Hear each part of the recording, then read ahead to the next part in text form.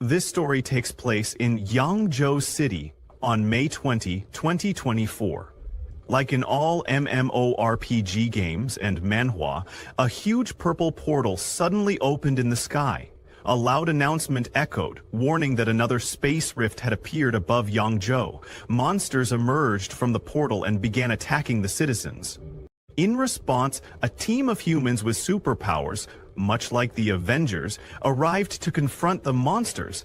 They were the 3rd Division of the Korean Defense Force, known as Hunters. These hunters possessed abilities such as super strength, super speed, elemental control, and more. The hunters joined the battlefield and began eliminating the monsters with ease, quickly gaining the upper hand. However, the tide of the battle shifted when a gold-tier monster appeared, the Wolf King of the 6-eared wolf tribe. After killing a powerful hunter, it turned to the humans and declared, "These insignificant humans are still resisting? Wiping you out is only a matter of time." With those words, it joined the fray, slaughtering human soldiers like ants. Nothing survived in the path of its claws.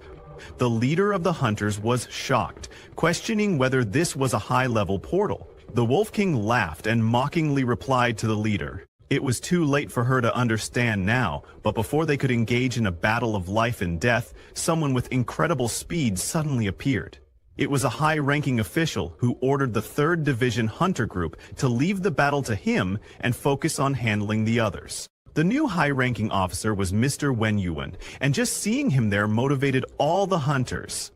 Then, the battle between the Wolf King and Mr. Wenyuan began. After clearing the portal, the 3rd Division Hunter leader returned to report to her superior. She informed him that, with Mr. Wenyuan's help, they successfully defeated the invading 6-eared demon wolf tribe. Her superior praised her efforts, but expressed concern about the emergence of yet another new rift, and it was still only a C-Class 1. This marked the 6th rift in the past 10 years, which was alarming.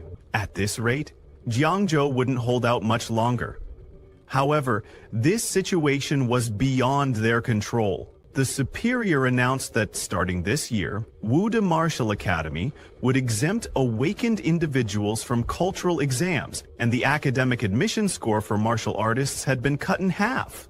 He then ordered the 3rd Division Hunter leader to visit the academy and check on their progress. Since then, the story shifts to the Martial Academy.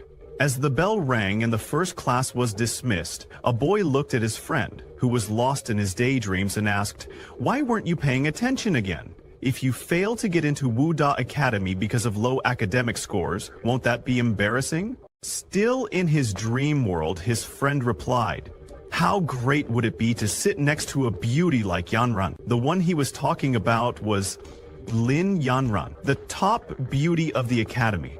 She had everyone's attention, but all of hers was focused on our protagonist, who was seated next to her. Yunran smiled at him and asked, "Since graduation is approaching soon, are you planning to go to the Literary Academy or Wuda Academy?" Our protagonist, Subai, who was engrossed in his books, replied, "I don't know." He explained that if he went to the Literary Academy, his grades were just average. Besides, he added, in these chaotic times, what use is there for foreign languages and advanced mathematics? And if I go to Wuda Academy, my family isn't well off enough to afford all the supplements. Plus, he had no special abilities or talents. Subai wondered to himself where he should go. He was frustrated, thinking, since I've crossed into another world, shouldn't there be some kind of fate-altering chance or awakened system? Yes, you heard that right. He was from another world, but he was starting to doubt whether he had even truly transmigrated. Yanran, with her gentle voice, called out to Subai, suggesting, "Why don't you join me in applying for the Literary Academy? I have a way to guarantee your admission." "What?" Subai asked in shock, his voice rising. Keep your voice down," Yanran said, glancing around. Just as she finished speaking, a system window suddenly popped up in front of Subai's eyes. He was stunned. "What is this? It just appeared out of nowhere," he muttered in shock. The system was bound to Subai as its host. The window displayed his stats. Species: ordinary. Initial stage level: 18. Age: 18. Physique: 4. Agility: 5. Mental strength: 5. It also revealed his trait: trainer. This meant that Subai could designate any living being as his trainee, and the system would automatically detect suitable candidates. His current trainable number was... Finally, the system unveiled his talent: evolution. This extraordinary ability allowed him to infinitely evolve all his contracted trainees, with no upper limit to level progression. It even enabled them to break through racial limits. Subai stared at the screen, overwhelmed. His ordinary life might not be so ordinary anymore. The hidden value and talent abilities of the trainee would provide feedback to the host. The higher the trainee's level, the greater the feedback ratio. Currently, the known levels were divided as follows: ordinary, bronze, silver, gold, platinum, diamond, laurel tier, mid-tier, and divine. Each level was further split into initial, intermediate, and advanced stages. Seeing this information, Subai realized that this system belonged to him. It was his. Yanran, noticing Subai staring blankly into the air, looked puzzled. "Are you okay?" she asked, her voice filled with concern.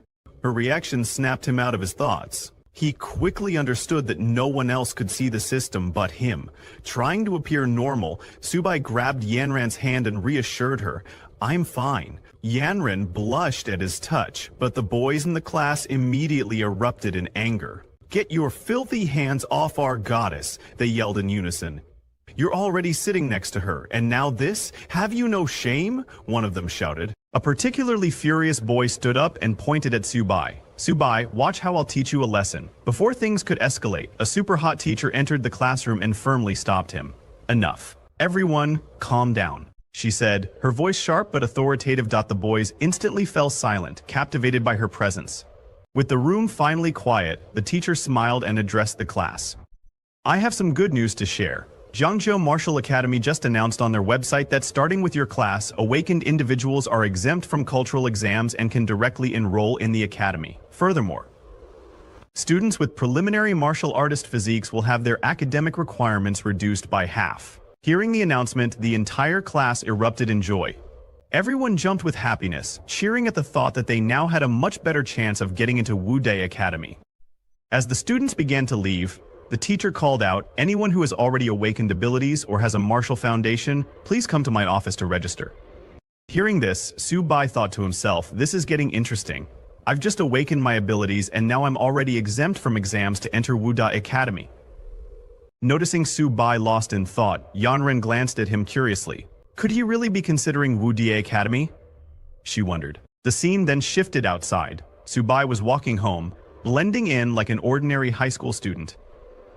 On the surface, he looked completely normal, but there was something about him that set him apart from everyone else. Subai was originally not world.he, had been transmigrated into this strange world 17 years ago. On September 18, 1906, a massive space rift suddenly appeared in the sky. From the rift emerged countless strange beasts, creatures unlike anything humanity had ever seen. Soon after, these ferocious beasts rampaged across the land, spreading chaos and destruction. Armies from various countries united to battle the alien creatures. After 3 grueling months, the beasts that had emerged from the rift were finally eliminated. However, the rift itself remained, and periodically new batches of alien beasts would pour out of it. In response, humanity decided to take proactive measures. Death squads were sent into the rifts to explore the mysterious phenomenon. What they discovered was a vast, boundless land beyond the rifts. Realizing that the rifts were the source of the alien beasts, the military forces of various countries decided to construct military bases within the rifts, their mission to defend humanity by stopping the beasts at their origin. Thus, a new era for humanity began. On March 6, 1907, the second sky rift appeared. On May 7, 1907, the third rift emerged, followed by the fourth and then the fifth. In the following century, humanity adapted to a world where sky rifts became a constant threat, marking a new chapter in human history. The number of rifts increased and their appearances became more frequent. Now, rifts have spread across the globe, each harboring different alien beast species. Scientists named the battlegrounds behind the sky rifts the battlefield of 10,000 races. Meanwhile, Earth's spiritual energy began to recover and humans gradually awakened martial abilities and supernatural powers. As the battles intensified, conventional weapons frequently failed on the battlefield while the power of awakened individuals grew. Eventually, these individuals replaced traditional weapons as the dominant force. The war between humanity and the 10,000 races continues to this day. Judging from the reforms at Jiangzhou Martial Academy, Subai could feel that the situation in Jiangzhou had become quite dire. He thought to himself, since I've got this system now, I might as well use it to protect my family in this chaotic world. He knew that if he wanted to quickly enhance his strength, the fastest way would be through the military-supported martial academies. Lucky for him, he had awakened the trainer ability. With just one trained beast, he could get into the academy without taking the exam.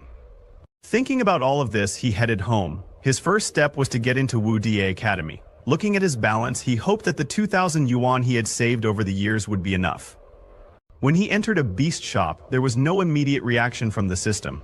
Subai was confused, as the system had said it would automatically detect something suitable for him, so why was there no response? The shop staff welcomed him and asked how she could help. Subai told her that he was a beast trainer and asked what kinds of beasts they had.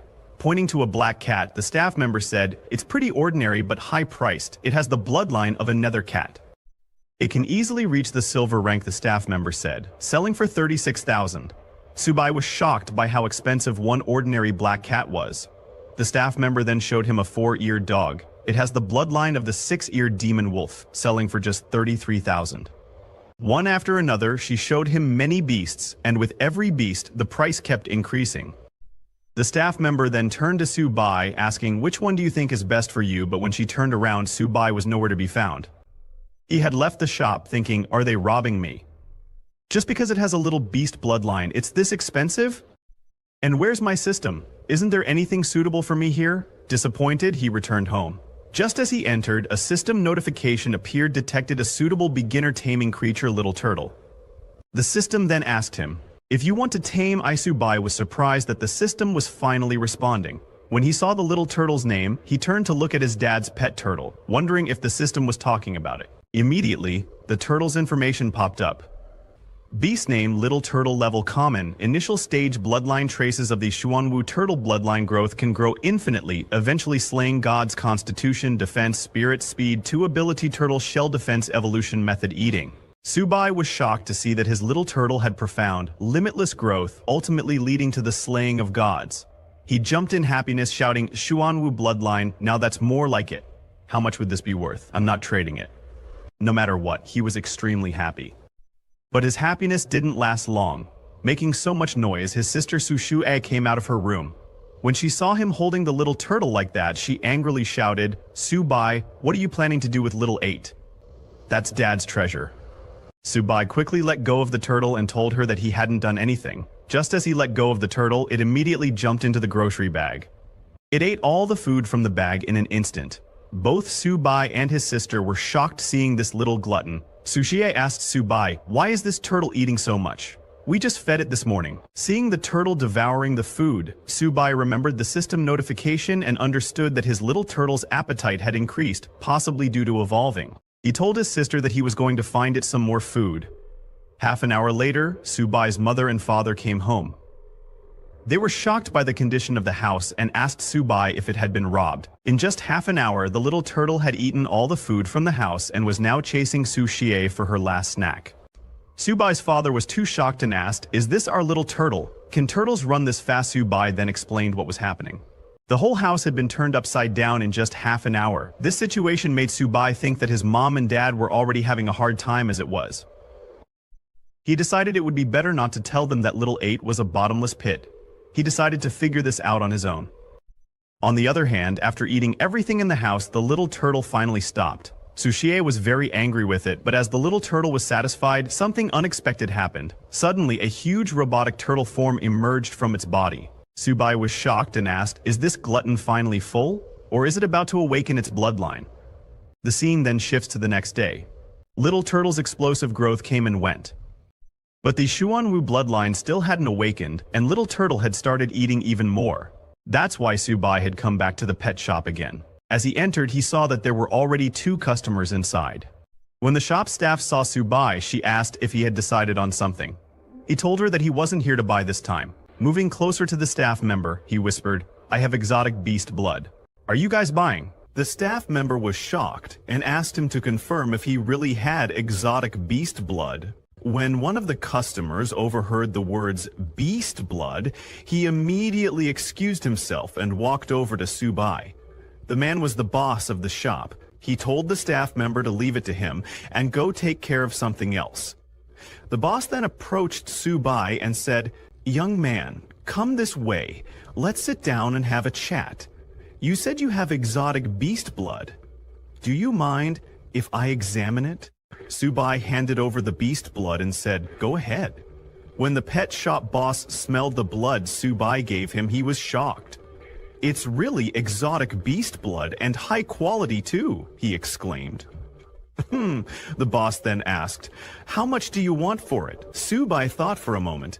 After all, it took a lot of effort to draw even that small amount of blood from Little Turtle. It had to be worth at least $100, right? But before Subai could say a $100, the shop owner offered him $1,000. "What, $1,000? Subai responded, shocked. Seeing Subai's reaction, the shop owner misunderstood, thinking Subai was angry about the low price. "I know how much it's really worth," the owner laughed, trying to ease the tension. "It's such a high-quality product. Of course it's worth $10,000. In shock, Subai shouted, "What? $10,000?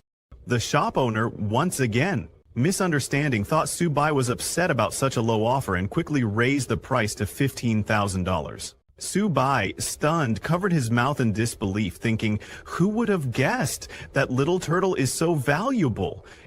It's getting difficult to stop my smile from showing." Turning around to hide his excitement, Subai said, "Fine, it's a deal.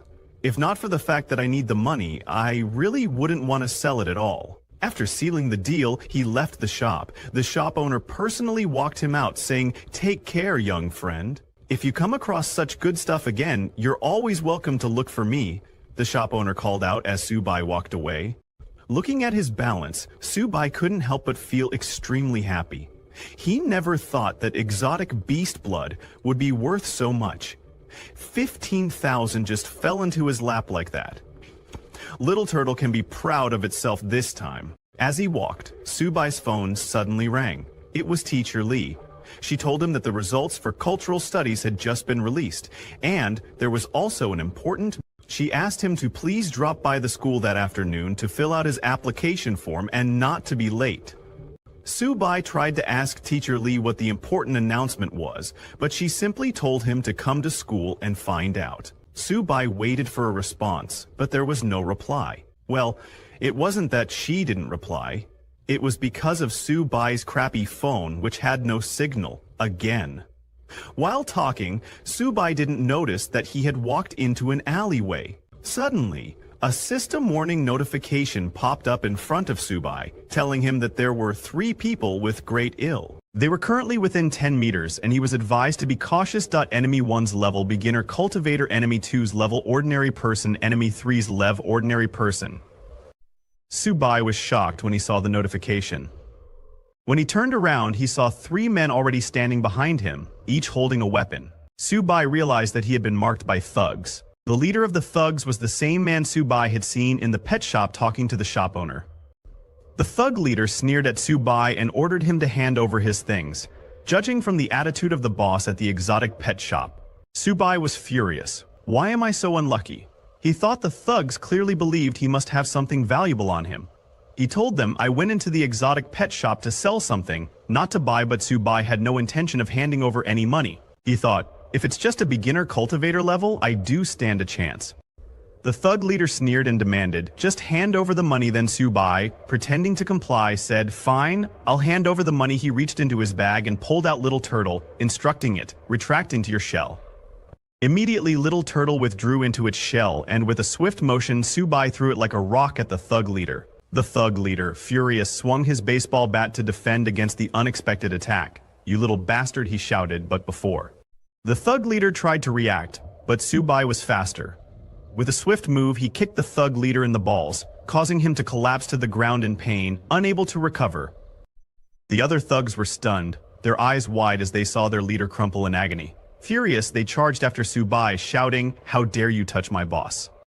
Subai wasted no time and with Little Turtle still in his bag, sprinted away, the thugs hot on his heels. As they ran, Subai called out to Little Turtle, "Did the baseball bat hurt you?" Little Turtle replied, "It just felt itchy." Little Turtle couldn't speak human language, but Subai now understood its intentions. As the two thugs closed in, Subai quickly instructed Little Turtle to latch onto his fist without hesitation. Little Turtle attached itself, turning into an impromptu boxing glove. Subai swung, landing a powerful punch to one thug's face, sending him flying without pausing. He turned and slammed the other thug's face into the ground. The thug leader, still in pain, managed to stagger to his feet. "Little bastard, I'm gonna kill you," he shouted, his voice full of fury. Seeing the thug leader rise, Subai immediately ordered Little Turtle to retreat into its shell. In an instant, Little Turtle concealed itself and Subai, gathering all his strength, threw it at the thug leader with incredible force. The impact knocked the thug down in a single blow. After taking down all the thugs, Subai grabbed his bag and gave them one final warning. "Don't mess with me." However, just as he was about to leave, he noticed Little Turtle searching through the thug leader's belongings. It found a small bottle and eagerly began drinking from it. Seeing this, Subai rushed over to Little Turtle, shouting, "What are you eating? Did you find something good?" He quickly snatched the bottle from Little Turtle's hands to examine it. The bottle contained a QI blood potion, worth tens of thousands, a rare item that could help cultivators enhance their strength over a month, yet Little Turtle had consumed the entire bottle in one go. Subai grew worried, wondering if Little Turtle could even digest such a powerful potion. But his concern quickly turned to surprise, not because of Little Turtle, but because his own body suddenly began to glow as well. Subai felt a surge of power coursing through him, a strong sense of becoming stronger. He quickly checked his status window. To his amazement, he was now at the mid-stage of the ordinary level hunter rank. His level had increased, along with that of his tamed beast. His constitution had risen to 16, with the base attribute value at 10 points, and he had inherited 6 additional attribute points from his tamed beasts. Now he had 2 talents. The first was evolution. The tamed beast could undergo unlimited evolution, with no limit to its potential grade. Subai was astonished to see the remarkable effects of the QI blood potion. His attributes had increased so significantly, and he had even gained a new talent. He read through the details in his status window.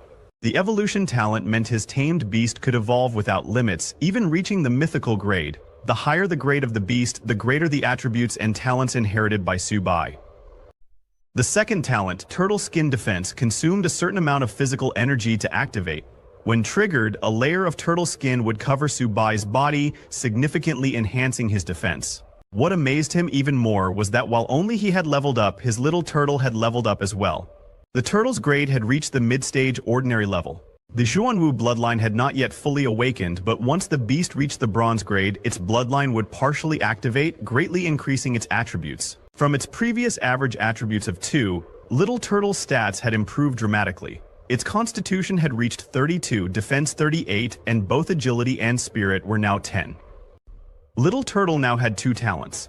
The first was Turtle Shell Defense, where its entire body would retract into its shell, forming a defensive posture that boosted its defense by 300%. However, while in this state, Little Turtle couldn't move or attack. The second talent was Turtle Skin Defense, which consumed a certain amount of physical energy and increased defense by 50% to 100%. Subai was stunned as he saw Little Turtle's body grow bigger and its attributes soar, reaching a constitution of 32 and defense of 38. He remembered learning in class that even high-stage ordinary grade power-type beasts usually had attributes around 30, so he couldn't imagine how strong Little Turtle would be once its bloodline fully awakened. Even without that, it was already incredibly powerful. Little Turtle was quite proud of its newfound strength. Subai picked it up and said, "Alright, you've had your fill. Let's leave this place quickly." The scene then shifted to the school. Teacher Lee announced that the results for cultural studies had been released and she would be consolidating students' application intentions. She then made an important announcement: a special recruitment teacher from Wu University would be visiting the school to evaluate candidates with special abilities. Just like last year, there would be 2 guaranteed admission spots. While filling out the application, Yanren asked Subai if he had decided, asking if he was applying for Wen College or Wu University. Subai confidently responded that it was Wu University, stating that he must get in. Yanren was shocked and asked, Subai, didn't I tell you to apply for Wen College with me? Those who enter Wu University have to step into the battlefield. Do you know how dangerous that is? But Subai simply smiled and said, someone has to go to the battlefield, and that suits me just fine. Looking at Yanren, he added, the reason I'm going to the front lines is to protect someone important to me. Subai was talking about his family, but Yanren misunderstood, thinking, could it be that Subai is talking about me? Just then, a teacher approached Yanren and asked which academy she was applying to. Yanren didn't answer right away. Seeing her hesitation, Subai thought she probably hasn't awakened any special abilities and has never trained physically, so she'll most likely choose Wen College. After a moment of thought, Yanren told the teacher that she hadn't made up her mind yet and wanted to think about it a little longer. Teacher Lai then told the students that this was a crucial decision for each of them. She advised them to take their results home and discuss the matter with their parents. The final application intentions had to be submitted by midnight. After class, everyone returned home. Yanren, while taking a bath, called Subai blushing. She told him that she had decided to also apply to Wu University. Subai, who was cleaning his house, was surprised to hear that Yanren had chosen Wu University. He asked if she was joking. Yanren assured him that she had made up her mind and that she wanted to surprise him. While they were talking, Subai noticed Little Turtle stealing food again. He quickly told Yanren that he had something important to do and would talk to her later. As soon as he ended the call, he shouted at the good-for-nothing Little Turtle for eating so much. The scene then shifts to the next day. All the students gathered in the stadium. Teacher Li stood on stage and warmly welcomed military martial arts instructor Zhang, who was also the principal and a senior member of the school. Instructor Zhang stepped up to the stage and addressed the students. 1 year ago, 126 people entered this school. 65 of them are still alive. 2 years ago, 98 people entered and only 32 are still alive. 3 years ago, 86 people entered and just 11 of them are still alive. The students were shocked and frightened. Instructor Zhang explained that he wasn't saying this to scare them but to help them understand that being here was not something to be proud of. They would soon face numerous challenges, duty, responsibility, and danger. Instructor Zhang continued, you are here to protect your country. Wuda is a place where the strong are cultivated. Do you want to be among their ranks? Yes, all the students shouted in unison.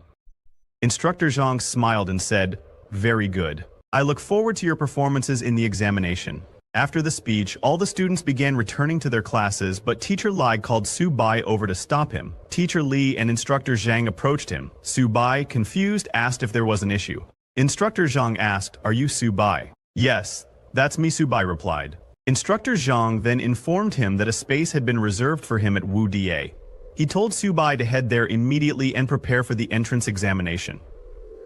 Subai was shocked a broke guy like him had a reserve spot. Instructor Zhang confirmed and said, there's a vehicle waiting for you at the school entrance. Everyone around them was shocked by the news of Subai's reserve space. Some students murmured about favoritism, while others were jealous and wished they were in his shoes. Subai took the bus and arrived at Wuda Academy with other students. Everyone was amazed to see the grandeur of the Wuda Academy.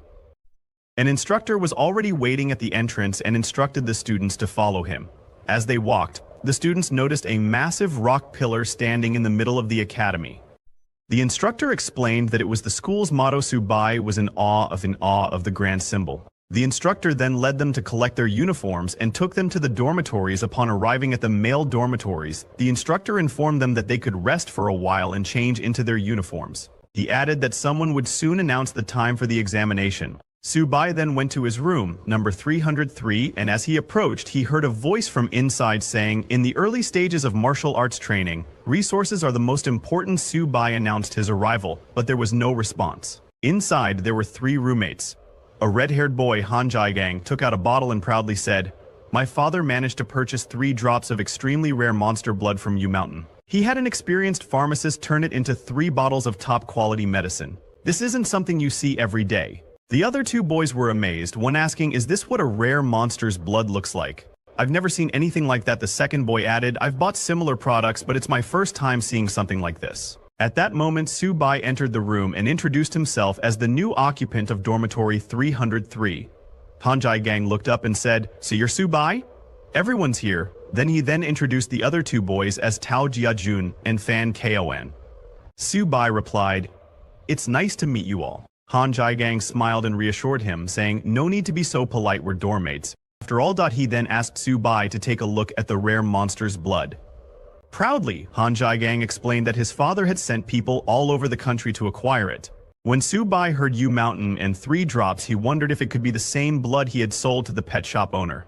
Curious, he asked Han Gang, "Such rare blood must have been expensive, right?" Han Gang shrugged and said, "Not really. Each drop only cost around 30,000, so not even 100,000 in total. It's practically spare change." Hearing that the rare monster blood had been sold for 90,000, Subai became furious. "That slimy bastard. I sold it for 30,000, and he sold it off for 100 damn middlemen," he muttered, fuming. While they were talking, a commotion suddenly erupted outside. Students in the dormitory were going crazy after seeing a super beautiful girl downstairs. One guy commented, "I'm voting for her in this year's beauty contest. That figure, those legs, she's our goddess." When the warden of the men's dormitory saw the girl, he approached her and asked, "Who are you looking for?" "This is the men's dormitory." Subai's roommates were equally stunned by the girl's appearance. "Wuda really is something. She's amazing," they murmured. "But why is she here?" The girl they were talking about was none other than Yanren, Subai's future fiancée. She told the warden, "I'm looking for Subai." The warden turned toward the dormitory and shouted, "Subai." The warden shouted, "If there's a Subai, come out. There's a pretty girl waiting for you downstairs." Hearing this, Han Jin and the others looked back in surprise, realizing that it was their roommate Subai the pretty girl was looking for. They were all stunned. How could the school's beauty be looking for him? It didn't make sense to them.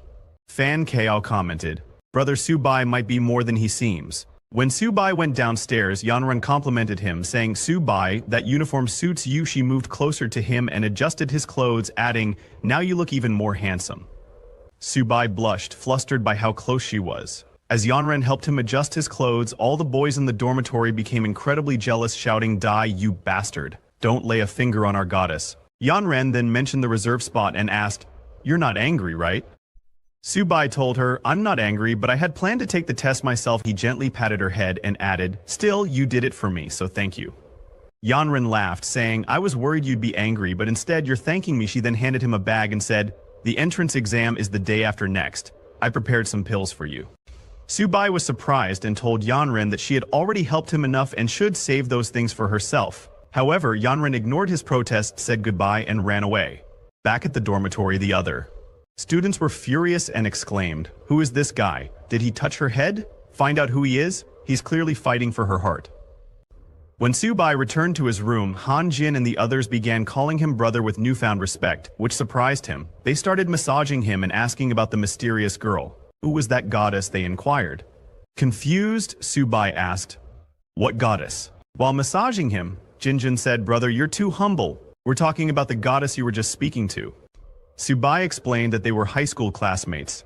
Hearing this, Han Jin leaned in close and said, "Brother Su, since we're dormmates, I'm sure you could convince that goddess to bring some of her friends over."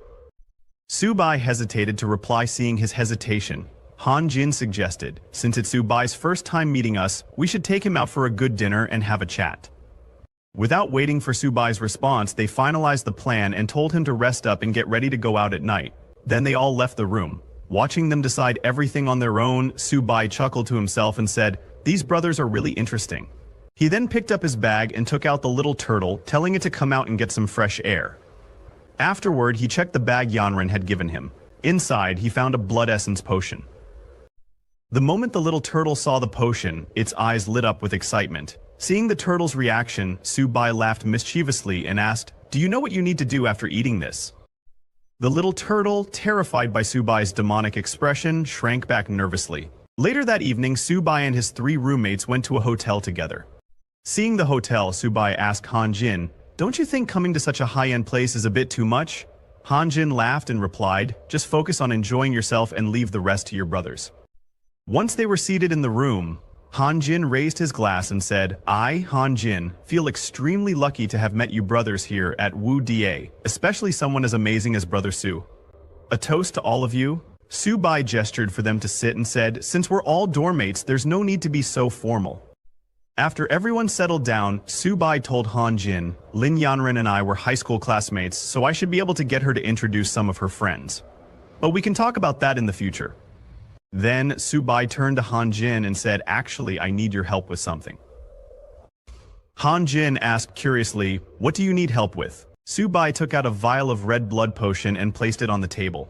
It's not a big deal, really. I just have some rare monster blood, and I'd like you to help me. Both Jiajun and Fan Kao were shocked to see the potion. Looking at it, Jiajun remarked, Han Jin, Brother Su's monster blood seems to be of even better quality than yours.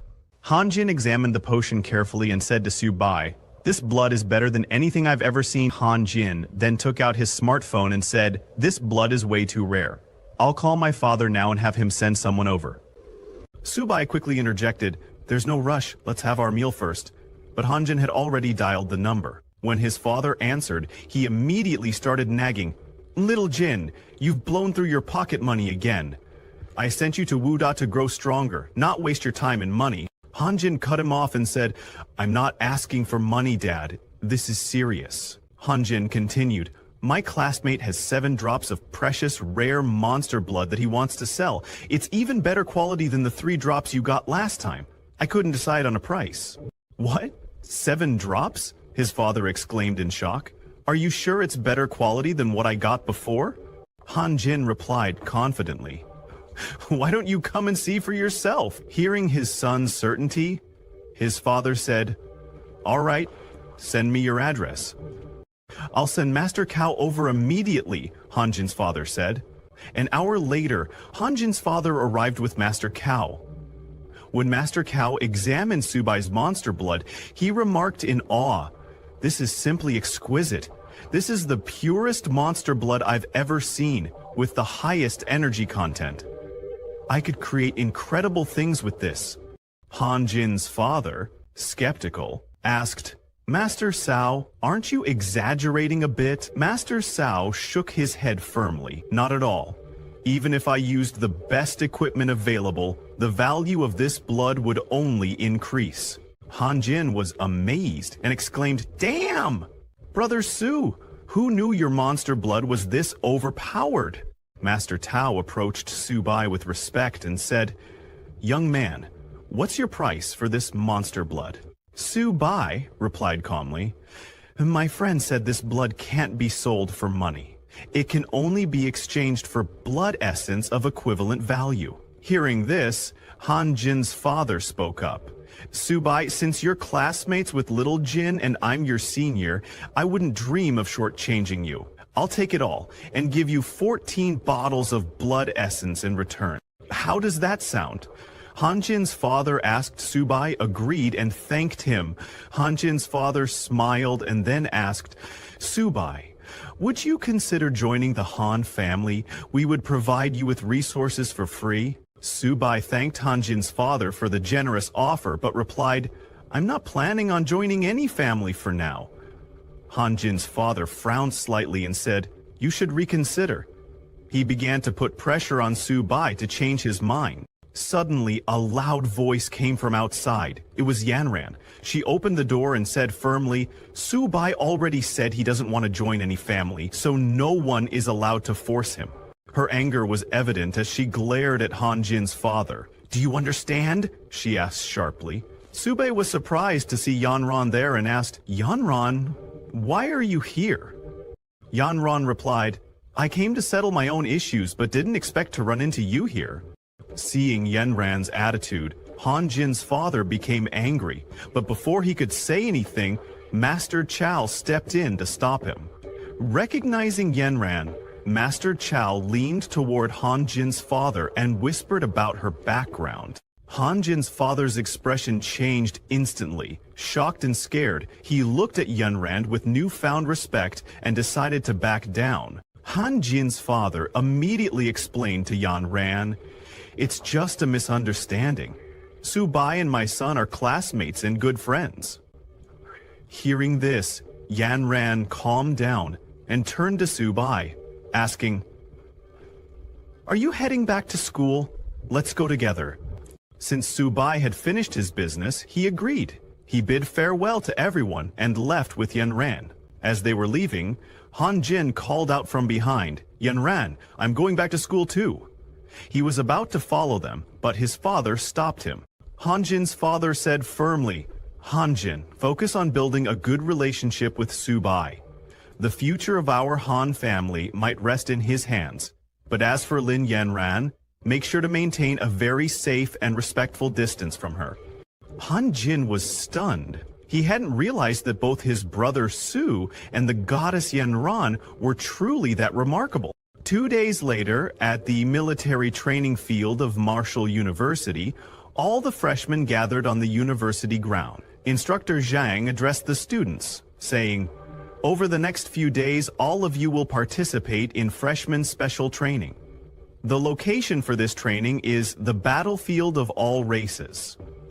Hearing this, the students were instantly filled with dread. Many murmured among themselves, asking if they were really going to train at such a dangerous place. "Failing the training is one thing," one student whispered, "but losing our lives is far worse." Instructor Zhang saying, "Don't worry, the area designated for this training has already been cleared by us, and the institutions will ensure your safety."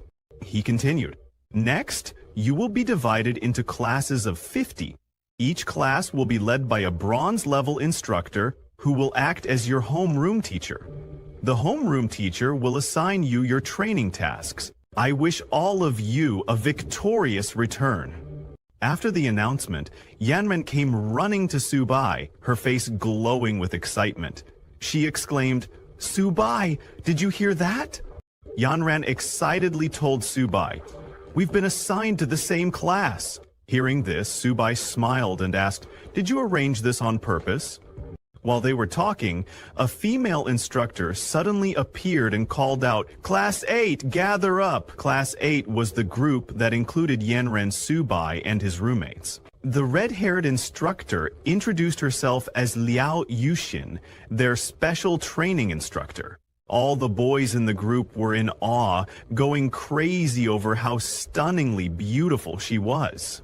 Instructor Liao addressed the students, saying, "I will be the one assigning all your training tasks. And your first task..." She paused for effect. The students were stunned into silence. Then a wave of shocked murmurs broke out. Instructor Liao continued in a calm, authoritative tone. "You have 1 day to write your wills. Be at the teleport plaza by 8 a.m. tomorrow. From there, we will depart for the battlefield of all races." Panic swept through the group. One student nervously asked, "Is there really a risk to our lives? I mean, I still want to carry on the family line." Another muttered in resignation, "Forget it. I'm going to write my will." One of the students sighed. "There's so much I need to leave for my parents." Hearing the instructor's words, Yanran turned to Subai and asked, "Do you have any plans?" Subai replied, "I don't have much to prepare, so I'll head back to the dorm first." While both Yanran and Subai remained calm and relaxed, Han Jin and the others were clearly worried. They were heading to the battlefield tomorrow, and there was still so much to get ready. When everyone returned to the dormitory, Han Jin called Subai and said, "Since we're heading to the battlefield tomorrow, I'm taking the boys out for a good time tonight." Han Jin invited Subai to join them, but Subai replied, "I have things to do, so I won't be joining. You guys go ahead and have fun." Han Jin understood and said, "All right." Just then, he noticed Subai's little turtle eating in a corner. He petted the little turtle and said, "Brother Su, your little pet turtle is something. Its shell is really tough." Subai chuckled and replied, "His name is Little 8, but he's a bit of a glutton." Little Turtle, hearing that, glared at Subai, clearly displeased at being called a glutton. After that, Han Jin and the other 2 roommates left the room. Meanwhile, Little Turtle finished his plate and looked up at Subai, asking for more. Subai smiled and said, "Oh, you little glutton. All you think about is eating. Fine. I'll let you eat as much as you want today, but once we're on the battlefield of all races, you'd better perform well." He gave Little Turtle more blood essence, and the turtle immediately drank it down. Subai laughed and said, "Slow down, no one's gonna take it from you." As he was feeding the little turtle, suddenly a system notification popped up congratulating him. Because his pet, little turtle, had leveled up to a high-ranked ordinary exotic beast, Subai's level had increased as well. As a result, he had gained a new talent for little turtle called Heavy Strike. Subai opened the status window and saw that his tamed beast, Little Turtle, was now classified as a high-rank ordinary exotic beast. Its attributes had increased.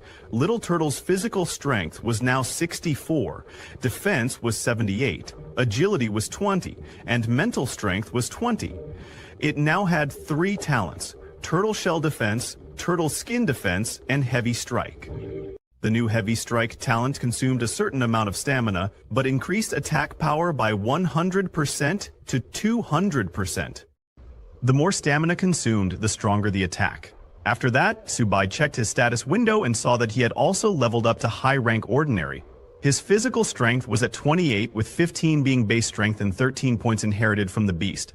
His agility was 19, and his mental strength was 34. He now had 3 talents: Infinite Evolution, Turtle Skin Defense, and Heavy Strike.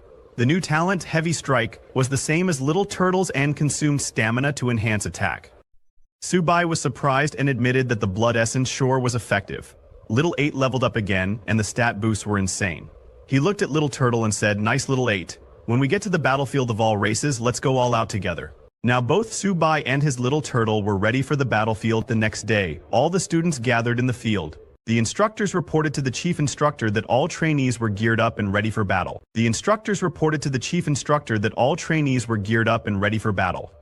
Chief Instructor Zhang arrived and ordered a soldier to open Teleport Formation 1 and prepare to teleport.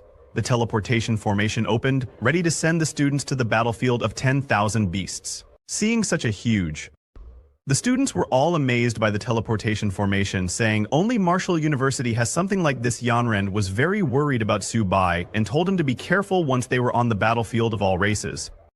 Subai reassured her, telling her not to worry and that they would complete the mission safely. They wished each other good luck and approached the teleportation formation. Instructor Yu suggested that they relax their bodies and get ready to teleport. One by one, all the students entered the teleportation formation and arrived at the military base. They were surprised to see the military base inside the battlefield of all races. The sight was epic, and they got there in just a few seconds. Instructor Yu stood in attention and asked Group 8 to quiet down. She apologized to Lieutenant Hunter, saying they were just rookies who hadn't seen much. The man standing in front of her introduced himself. The Deputy Lieutenant of Military Base F-269 introduced himself and told the students that they could call him Deputy Lieutenant or Sir. He continued, saying, "Here, I don't care if you're a student or an instructor. On my turf, you follow my orders." He then asked if they understood, and everyone shouted, "Understood, sir." Seeing the lieutenant, Han Jin commented, "So what if he's a deputy lieutenant? What's the big deal?" Subai told him to take a look at the scar on the lieutenant's face, which showed that he was an experienced officer. The lieutenant informed the students that they were lucky today because his team had just returned from a battle. The students' first task would be to clean the battlefield. While clearing, they would also need to eliminate some remaining phantom cats. The lieutenant explained that it was the perfect job for rookies like them to get their first taste of battlefield experience. With a serious expression, he added that eliminating the phantom cats would earn them military merit points. At the logistics department, they could exchange those merit points for blood vitality powder and various grades of body tempering elixirs to strengthen themselves. Hearing this, Jijun became excited and said, "Truly, fortune comes with risk." Upon learning that they could exchange military merit points for elixirs, Han Jin remarked, "No wonder so many risked their lives to come to the Myriad Clan's battlefield." Seeing their relaxed attitudes, the lieutenant smiled and said, "You little brats look eager to give it a try. Good. Move out immediately, follow me."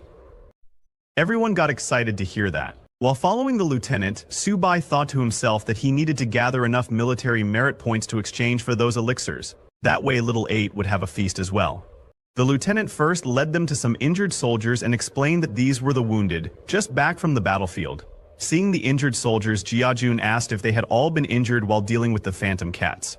Han Jin replied, "No way. Aren't phantom cats the weakest beasts? How could they be so terrifying?" Seeing the injured soldiers, some students became very scared and screamed, "Even the weakest phantom cats are this dangerous? How am I going to survive and make it home?" "Enough chatter," Instructor Yu shouted. She asked them if they thought the Myriad Clan's battlefield was a playground. Since they enrolled at Wuda, they must always be prepared to face danger. Yanran, visibly scared after seeing the injured soldiers, asked Subai to stay close to him once they were on the battlefield. She didn't want anything to happen to him. Subai understood the danger and decided to stay vigilant on the Myriad Clan's battlefield. He told Yanran to be careful as well. When they arrived at the gate, a soldier reported to the deputy commander that they were currently executing their assignment to guard the northern gate. Today we've killed 35 ferocious beasts that attacked the camp, the soldier reported. The lieutenant complimented them on their good work and ordered them to open the main gate, allowing the recruits to see what the Myriad Clan's battlefield truly was. At the deputy lieutenant's command, the soldiers opened the main gate. Instructor Yu told the students that with Deputy Commander Hunter leading the team, this was a rare opportunity. She urged them to perform well. "Understood, Instructor," everyone shouted. Seeing the students' energetic response, the lieutenant smiled and said, "Brats, you've all left your wills at the mail depot, right? Because from this moment on, you'll be constantly walking with death." When the main gate opened, the students saw soldiers fighting beasts. Han Jin, amazed, said, "Is this what a battlefield is like? How gruesome!" The soldiers fighting the beasts were part of the deputy lieutenant's team. Hearing the students' voices, a soldier looked back, saw their group, and approached. He saluted the captain and asked, "Why did you personally appear?" The lieutenant told him to stop talking and instructed him to assemble a team of soldiers to help protect the batch of students. The soldier replied, "Yes, sir," and left to gather the team. Instructor Yu explained to the students that next they would be heading to area F-260, a forest where most of the monsters had already been killed. Their mission was to retrieve monster cores from the Yumin cats there. After the explanation, the lieutenant stepped forward and shouted, "Rookies, are you ready?" "We're ready, sir," all the students replied in unison. Meanwhile, the soldiers gathered a strike force and were ordered to follow and protect the students.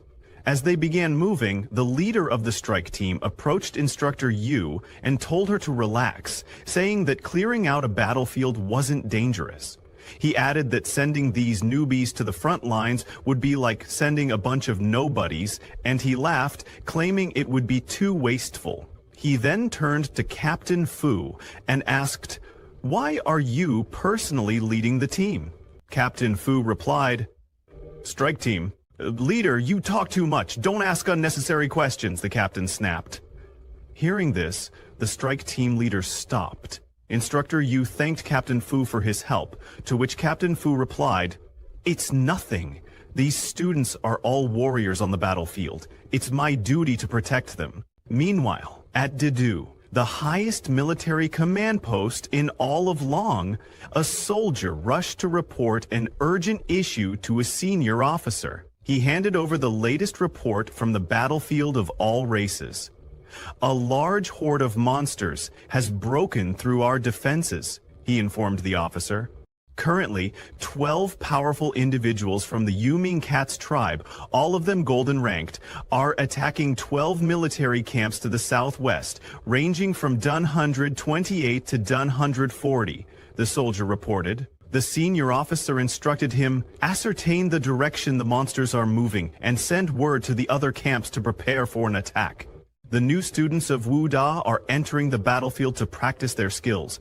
They are Long's future and must be protected at all costs. Meanwhile, in Area F-269, the students had arrived at the battlefield they were tasked with clearing. Instructor Yu addressed them. When clearing a battlefield, time is of the essence. Every minute you spend here is another minute you are in danger. Upon hearing this, everyone immediately got to work. Subai and Yanran were together when Yanran told him the hides, blood, flesh, claws, and teeth of these Yumin cats can be used to make weapons and medicines. Hearing this, Subai replied, "No wonder so many people would risk coming to such a dangerous place. There are rare materials everywhere. My little turtle will be eating well again." Looking at his inventory, Subai added, "I'll collect a few more cores and exchange them for blood spirit essence. That way, little turtle will level up again." However, as he was checking his inventory, a sudden system warning notification popped up. The system informed him extreme danger detected. 164 Yoming cats are rapidly approaching and are obviously hostile. Distance from threat 3 kilometers. Threat location, Southwest Forest. The threat is rated as a 5-star high-level threat with a 4-star life-threatening risk. Please remain on guard. The last time he received a warning like this warning was issued for a beginner-level martial artist, but now it's a 5-star life-threatening issue. Seeing Subai like that, Yenron asked, "What's wrong?" Subai didn't say anything, and immediately ran toward Instructor Yu, who was perched on a tree. He urgently told her, "Instructor Yu, there's an issue. I sense a large horde of monsters moving toward us from the southwest." Hearing Subai, Instructor Yu looked toward the southwest, but she saw nothing there. She descended from the tree, her expression turning stern, as she said, "Subai, this is a battlefield, not a playground. Do you realize what would happen if you caused a panic?" Subai tried to explain, his voice earnest. "I'm not joking. There really is a horde of monsters heading this way." Hearing the commotion, Captain Fu approached. He looked at Subai angrily and said, "Subai, you claim you can sense monsters, but I can guarantee there are none within a 2-kilometer radius." Subai tried again to explain to Captain Fu, his tone serious. "There are over 100 Yoming cats, 3 kilometers away, and they're coming toward us." But Captain Fu still didn't believe him. Captain Fu asked Subai, "Are you saying your senses are sharper than mine?" Instructor Yu, sensing the rising tension, told Captain Fu, "Don't waste time on this. Subai may be overreacting since it's his first time on the battlefield." Despite their skepticism, Yanran stood by Subai. She turned to Captain Fu and said, "No one should make a judgment before the truth is confirmed." Left with no choice, Subai stepped forward, his voice earnest. "Please, believe me, the monsters are getting closer. I can tame monsters, which gives me an extraordinary sense for danger." Instructor Yu was taken aback by this revelation. "You have such a skill? Why wasn't it noted by the school?" Subai responded, "I was guaranteed a place at Wuda, so they didn't think it was necessary to document it." The students were shocked to hear that Subai had special abilities. One of them asked, "If Subai can tame monsters, why haven't we seen anything he's tamed?" Before anyone could respond, a loud sound came from the southwest. Some students came running, shouting that the Yuming cats were approaching. Instructor Yu quickly asked, "Are there really human cats coming?" The students confirmed it. An entire horde was headed their way. Captain Fu, hearing this, ordered everyone to form a defensive formation. He sent messengers to contact the base and request reinforcements. The messenger returned with troubling news. The surrounding camps are also under attack, so they can't send help. Instructor Yu turned to Captain Fu. "Are there really over 100 of them? Without reinforcements, these students can't possibly fight." Captain Fu drew his weapon and replied, "Subai's senses were correct. I can feel the horde rapidly approaching." He then turned to the strike team. "Prepare for battle." Captain Fu ordered, "Send 4 soldiers to protect these students." The strike team leader quickly followed his order. Subai protested, "I can fight. There's no need to protect me." But before he could say more, the Yuming cats, which were at the early bronze stage, appeared. The monsters immediately lunged to attack. Captain Fu and his soldiers began shooting at them, but their weapons barely slowed the beasts down. Retaliate. Captain Fu commanded, "Protect the students." However, the normal soldiers were no match for the Yuming cats. These creatures didn't even resemble typical cats, they were more like tigers in size and ferocity.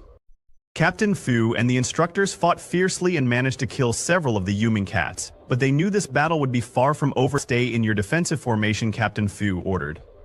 "As long as we can withstand their initial attack, we'll be fine. We'll be able to beat them," Captain Fu shouted, his voice filled with determination.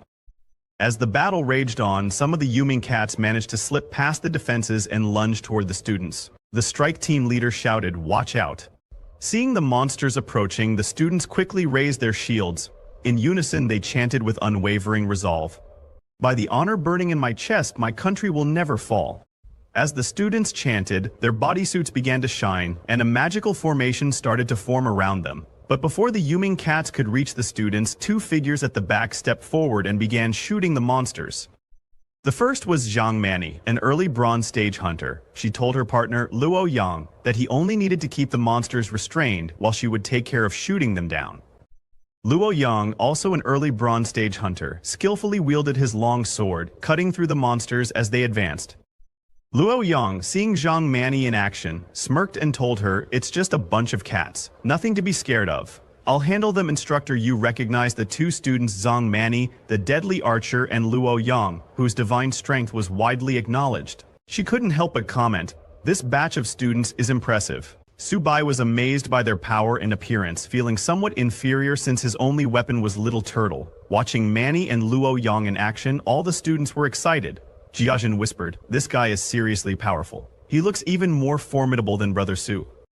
The students' attention was fully on Manny and Luo Yang, and they didn't notice a soldier struggling with a monster nearby. Suddenly, a loud sound rang out from the forest. Everyone covered their ears, startled by the noise. When it stopped, a massive creature emerged from the woods, and to everyone's shock, all the Yuming cats immediately knelt before it. The monster that emerged from the forest was the king of the Yuming cats. It was a formidable creature at the middle silver stage with 45 constitution, 88 agility, and 43 spirit. Captain Fu was shocked to see the Cat King.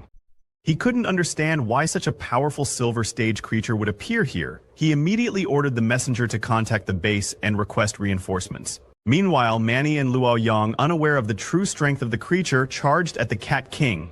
Luo Yang leapt forward, sword drawn, while Manny supported him by restricting the monster's vision with her archery.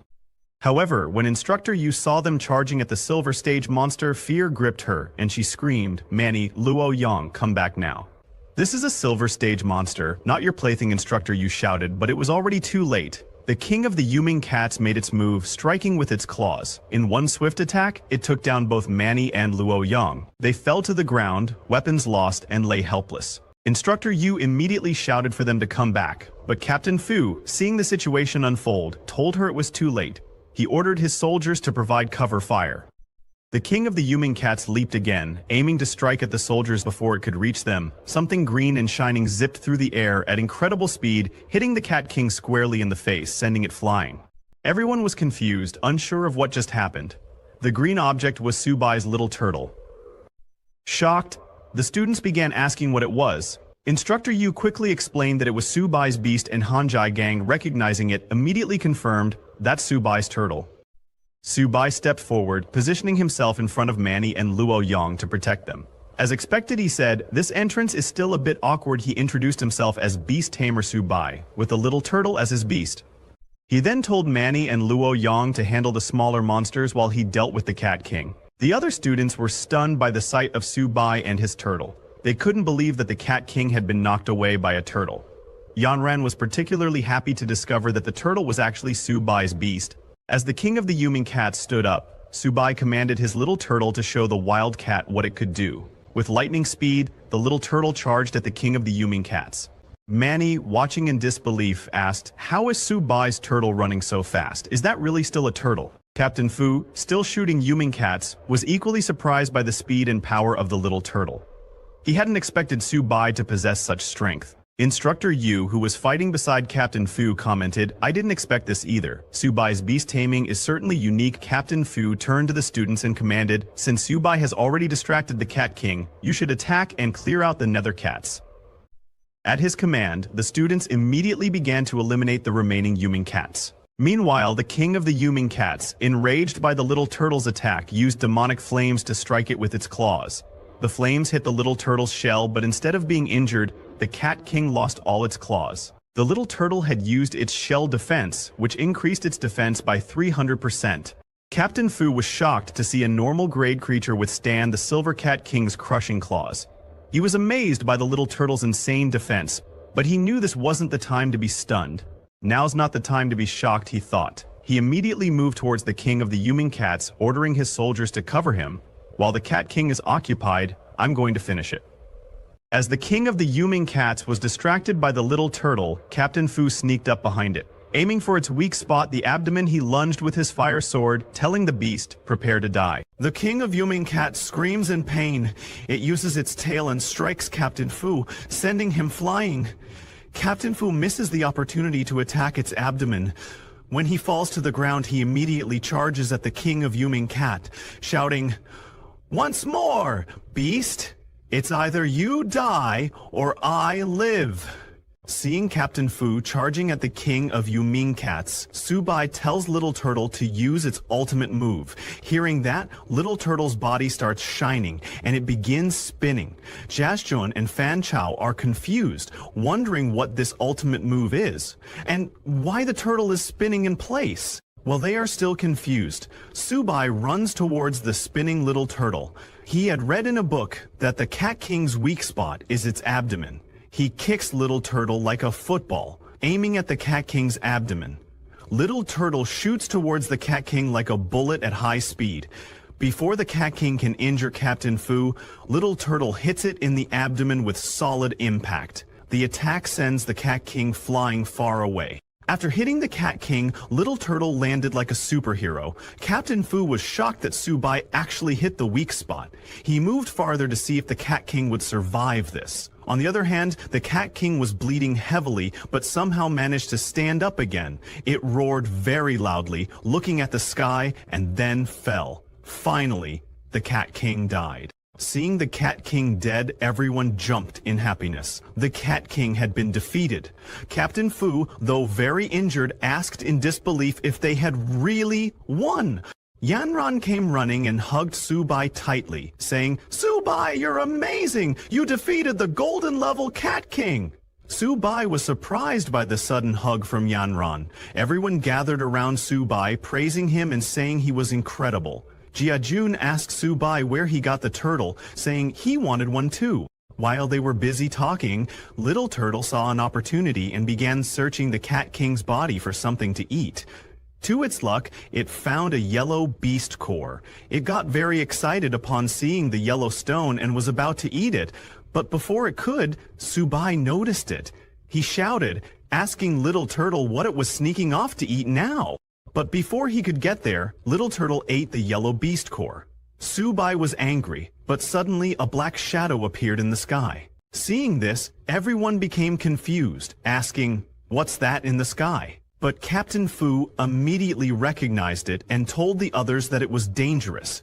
The Cat King's final howl had summoned its kind. Instructor Yu asked him if an even more dangerous beast could be approaching. On the other hand, at the base operations center, a soldier reported to the commander that, according to frontline energy wave analysis, F-169 base was detecting a large number of unknown level beasts.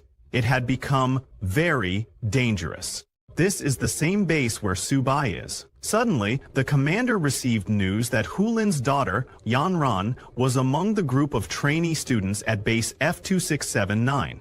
The person who told him this news was Wen Yuan. He asked the commander to provide immediate support. The commander immediately agreed, saying he would dispatch a scout company to escort Mr. Wen to the battlefield. Mr. Wen told the commander that he didn't need it, as he couldn't wait, and would head there himself. Before leaving, he turned to the commander and told him, "Within 20 minutes, I hope the reinforcements reach the battlefield." Hearing the 20-minute countdown, the commander told him that he was giving the order now. The commander was very nervous, thinking about the terrible situation, because he knew that if Hulin went mad, the entire Jiangzhou wouldn't be able to handle it. He immediately sent orders. On the other hand, at base F-269, after those black shadows covered the sky, suddenly a pair of red eyes appeared within them. Those eyes were looking at the group very angrily, and a loud voice came, calling them foolish humans, lowly species. Hearing that voice, Instructor Yu was too shocked and asked Captain Fu, "How is this possible? It can actually speak human language." Captain Fu was shocked himself. He said, "This is impossible. A beast that understands human language must be at least golden level and shouldn't appear here." He immediately ordered everyone to quickly form a defensive formation, placing the injured in the center. Suddenly, that black shadow fell on the ground beside the Cat King's dead body. From the shadows, a very angry voice came, saying, "Lowly species! How dare you slaughter my kind?"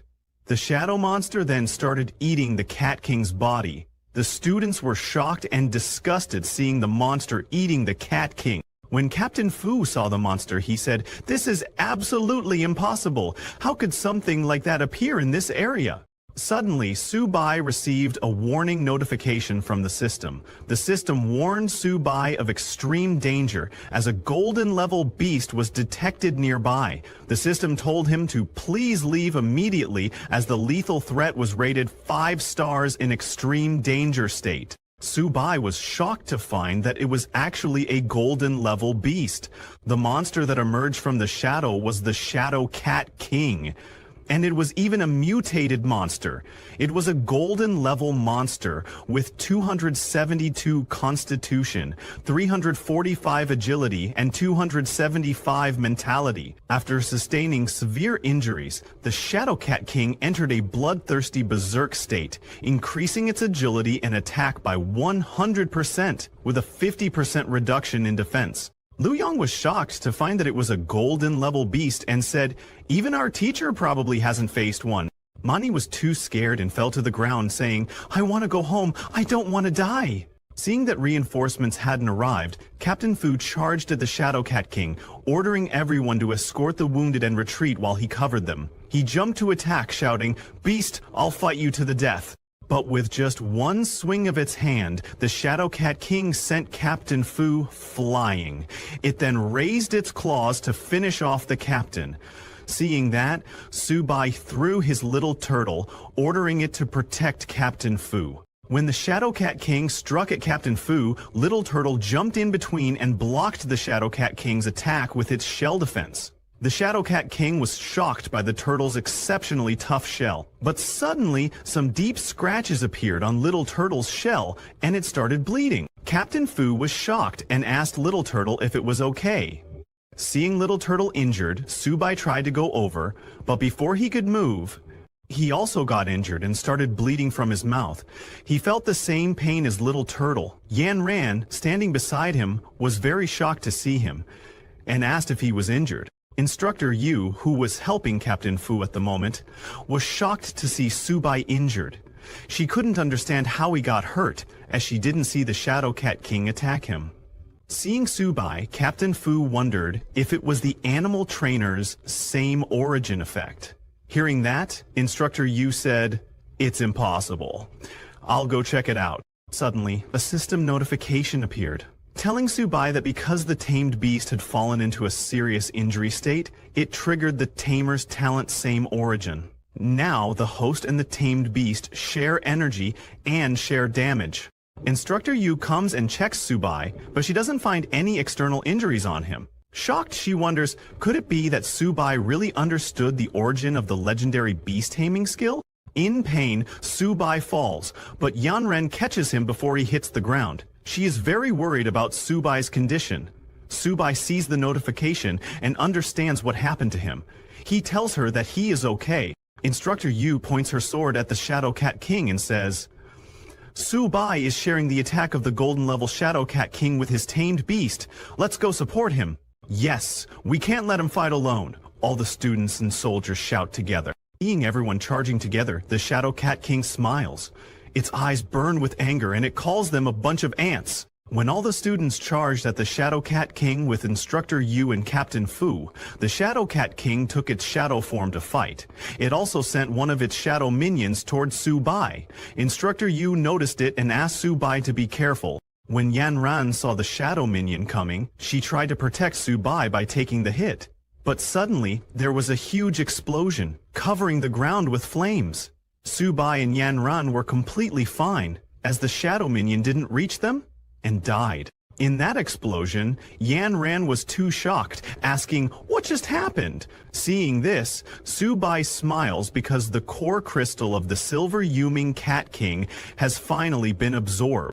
A system notification then appears, telling him that the little turtle has upgraded to bronze level Black Turtle. The Black Tortoise bloodline has been activated, and the Black Tortoise illusion can now be maintained for a short period of time. Little Turtle has gained a new talent called Turtle Gravity.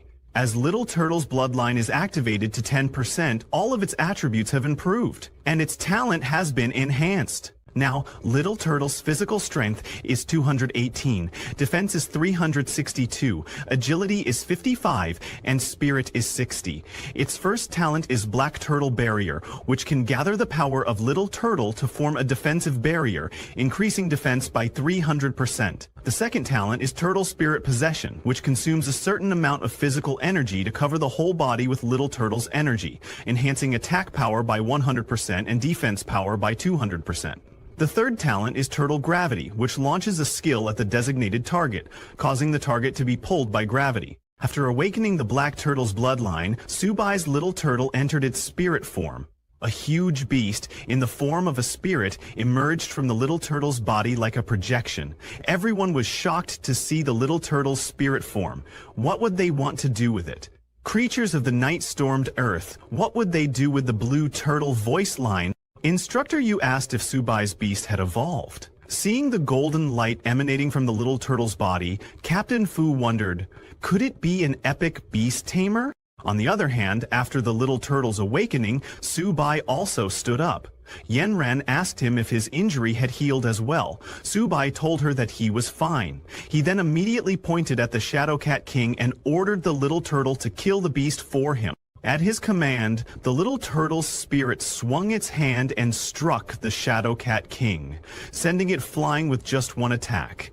Everyone was amazed to see the Little Turtle's power. Captain Fu, shocked, said Subai's tamed beast is only at the initial bronze level, but it exudes such terrifying pressure. The bloodline level must be quite high. Luo Long could not believe his eyes. Subai, a bronze-level beast tamer, had knocked away the Shadow Cat King. After getting hit by the Little Turtle spirit, the Shadow Cat King went flying, but somehow managed to stop itself. Now it was very angry and roared loudly, releasing its shadow minions at the students, shouting, "I want you to die!" Seeing the Shadow Cat King going berserk, Captain Fu told everyone to watch out and retreat. He instructed them to split up and run away. The Shadow Cat King created tens of shadow minions, telling the humans, don't even think about running away. All the shadow minions charged. They avoided the Little Turtle and attacked the students and soldiers. Seeing this, Subai asked the Little Turtle to stop them. The Little Turtle immediately used its turtle gravity skill on the entire area. A golden light covered the whole space. Before the shadow minions could even attack the students, they froze in midair. Then the Little Turtle pulled all the shadow minions towards itself, opened its huge mouth, and sucked them all in. It then closed its mouth, killing all the shadow minions in one go. Subai told the Little Turtle not to show mercy and to explode. At his command, the Little Turtle opened its huge mouth, started collecting vast amounts of energy, and then shot a golden energy beam in the direction of the Shadow Cat King. In front of the Little Turtle's powerful energy beam, the Shadow Cat King didn't last a second and was vaporized. After a few minutes, Mr. Wen also arrived at the scene, but upon looking at the battlefield, he was shocked to see that everything was already over. There was a huge crack on the ground. Seeing this, Mr. Wen wondered, what on earth did they go through on such a tragic battlefield? On the other hand, after the fight, Captain Fu was commanding everyone to clean up the battlefield quickly. Mr. Wen immediately went to Yanran, who was collecting monster cores with Instructor Yu. Seeing that Yanran was fine, Mr. Wen let out a sigh of relief, saying, "Miss, I'm so glad you're okay." Yanran was a little surprised to see him. Instructor Yu was confused seeing Mr. Wen there and asked Yanran why he was here. Captain Fu immediately saluted Mr. Wen and introduced himself as Fu Lin, the Deputy Battalion Commander of F-269 Military Base. Since Mr. Wen was a higher-ranking officer than Captain Fu reported to Mr. Wen that in this battle, a squad of his troops cooperated with the instructors and students of Wuhan University and encountered a large group of nether cats. Over 800 nether cats were killed, including several bronze level ones, one silver level one, and one gold level one. The casualties are currently being counted and initial treatment is being provided to the seriously injured. Mr. Wen was surprised to hear that a gold-level beast had appeared. Looking at the crack on the ground, he said, "Captain Fu, you actually killed this gold-level monster? It's unbelievable." Pointing at Subai, Captain Fu reported to Mr. Wen that it was Subai and his trained animals who killed it. Hearing that, Mr. Wen turned to Subai and asked him if he had killed the Shadow Cat King. Subai acted modestly and told Mr. Wen that it was the deputy battalion commander, the instructors, and he who worked together to kill it. It wasn't just his work. Hearing Subai's reply, Mr. Wen was impressed.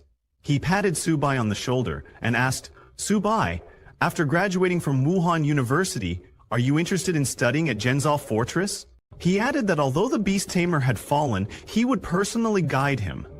Hearing that, Subai became happy and thanked Mr. Wen for his kindness, saying that he hadn't thought about it yet.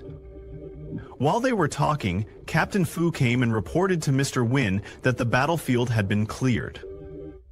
He asked Mr. Wen to please give instructions. Mr. Wen instructed everyone to return to base. When they all returned to the base, in front of the teleportation formation, Captain Fu asked the instructors to count the number of people. He told the students to enter the portal in order and to go back and practice hard, saying they were the strongest class he had ever met. All the students thanked the deputy captain before leaving. While the students were leaving, Captain Fu told Instructor Yu that these children were very special, especially the one named Subai, who had a bright future. Instructor Yu agreed with him, saying, as a freshman, she could not imagine what his future strength would be. Captain Fu smiled and said, "Instructor Yu, we'll meet again later. This time, I owe Subai a life." Instructor Yu told Captain Fu that he was too polite before leaving. One by one, everyone entered the teleportation formation and returned to Wuhan University. Subai and Yanran were together, and he was very happy to finally be back. Jinjian was very excited, shouting, "This trip was really thrilling!" When they returned to the university, they saw students standing right in front of them, holding banners to welcome the heroes of victory.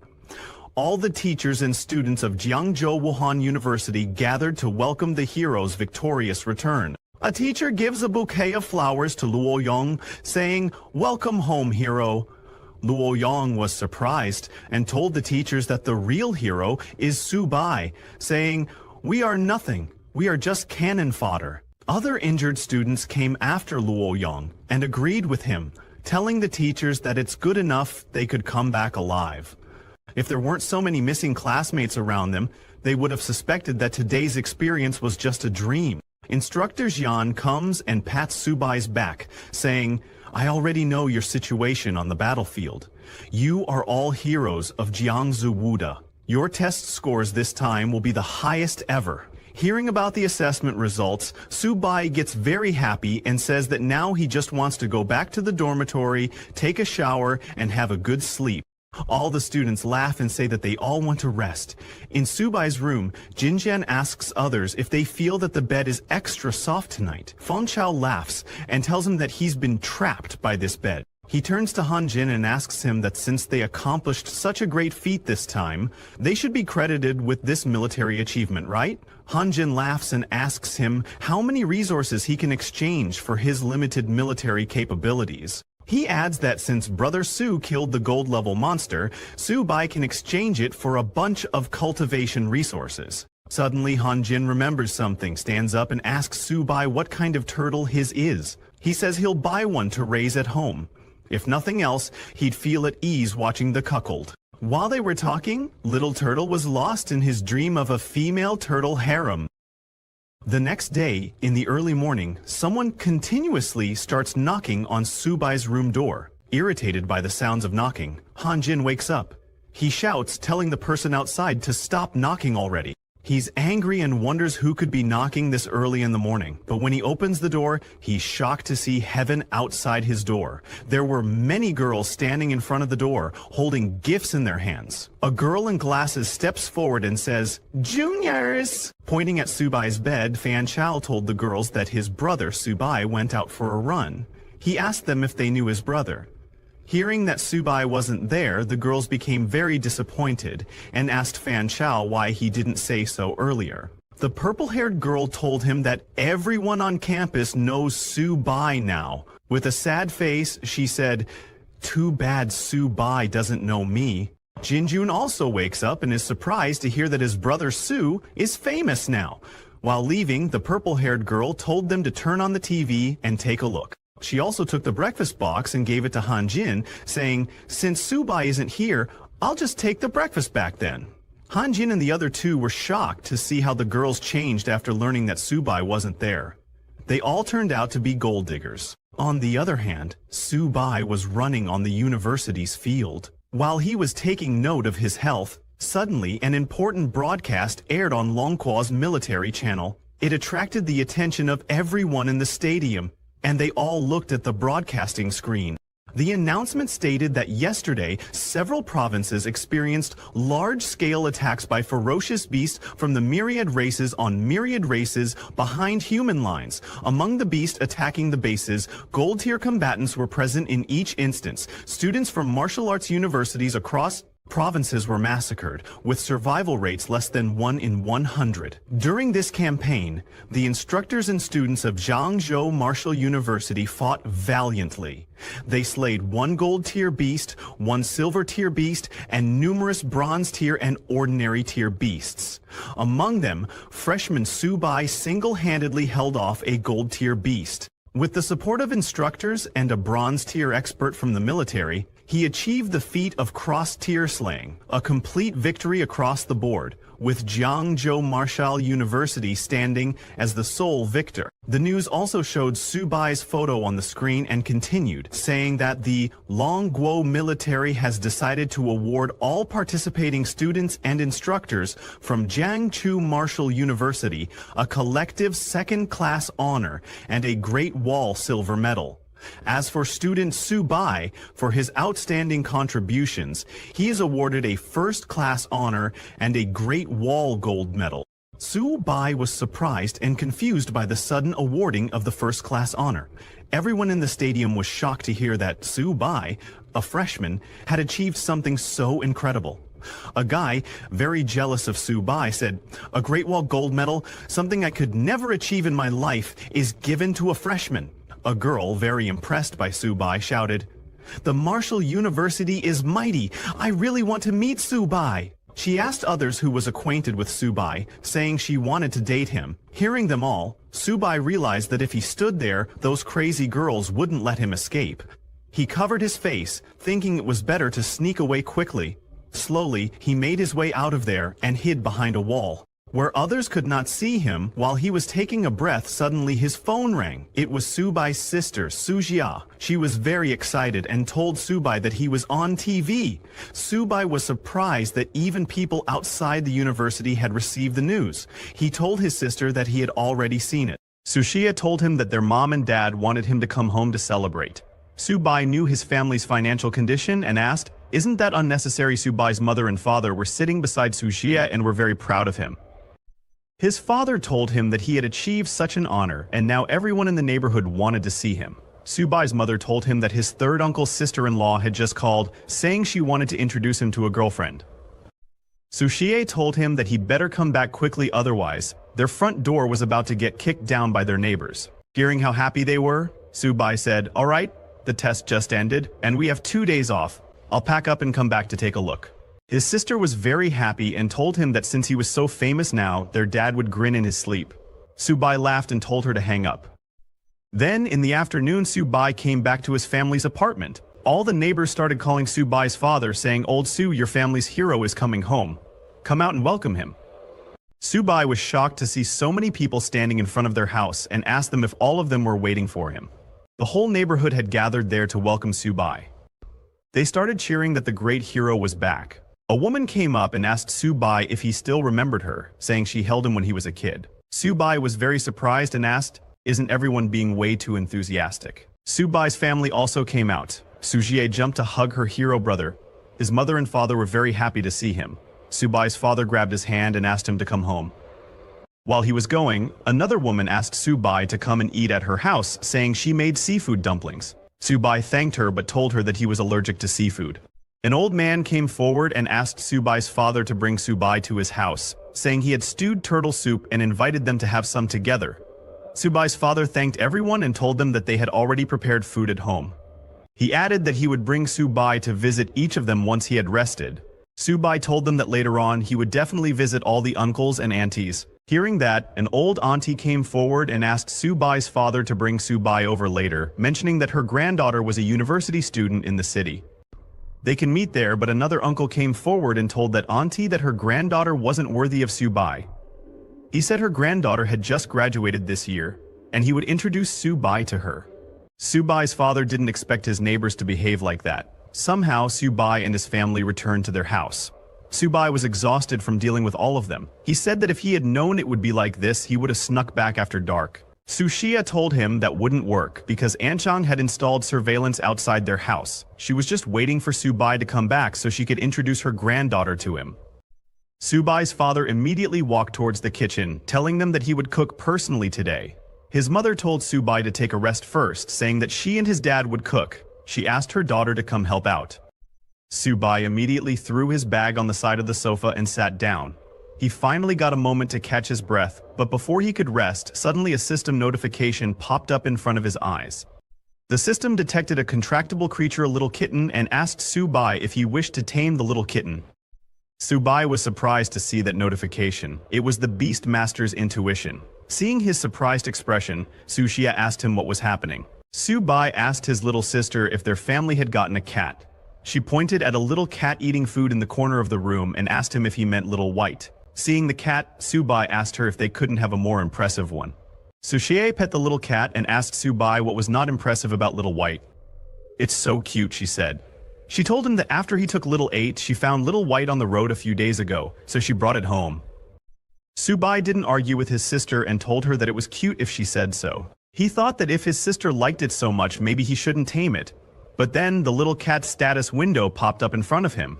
Tamed Beast Little Kitten Level 0 Ordinary. Initial stage bloodline contains traces of the White Tiger Sacred Beast bloodline growth potential infinite, with eventual god slaying capabilities. Current stats: Physical 1, Defense 1, Spirit 1.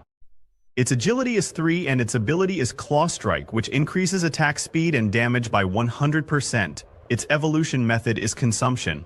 The system then asked Subai if he wished to tame the kitten. Subai was too shocked to see the little cat's status window, wondering, could this stray cat really have the White Tiger bloodline? The little cat looked at Subai with curiosity.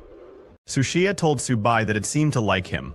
Subai clicked on the tame option, thinking he should tame it first and figure it out later.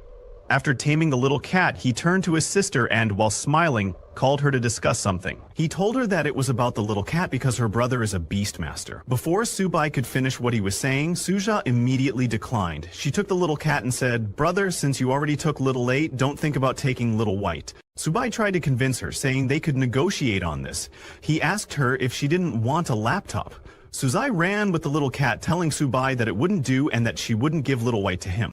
A few minutes later, Subai's mother came with food and saw Subai chasing Suzia, who was running away with the little cat in her hand. Then, 2 days later, when Subai returned to the university, he had both Little Turtle and Little Cat with him. When the students of the university saw Subai, they immediately recognized him. Seeing the cat in Subai's backpack, a girl asked another, "Why does he have a cat in his bag? Is he a cat lover?" Inside Subai's bag, Little Turtle was very happy to be with Little Cat. It told Little Cat that this is Boss's school and that it would have her back from today. But Little Cat was very uncomfortable in that small bag and complained to Subai that Little Turtle was squishing her. However, Subai didn't understand what they were talking about.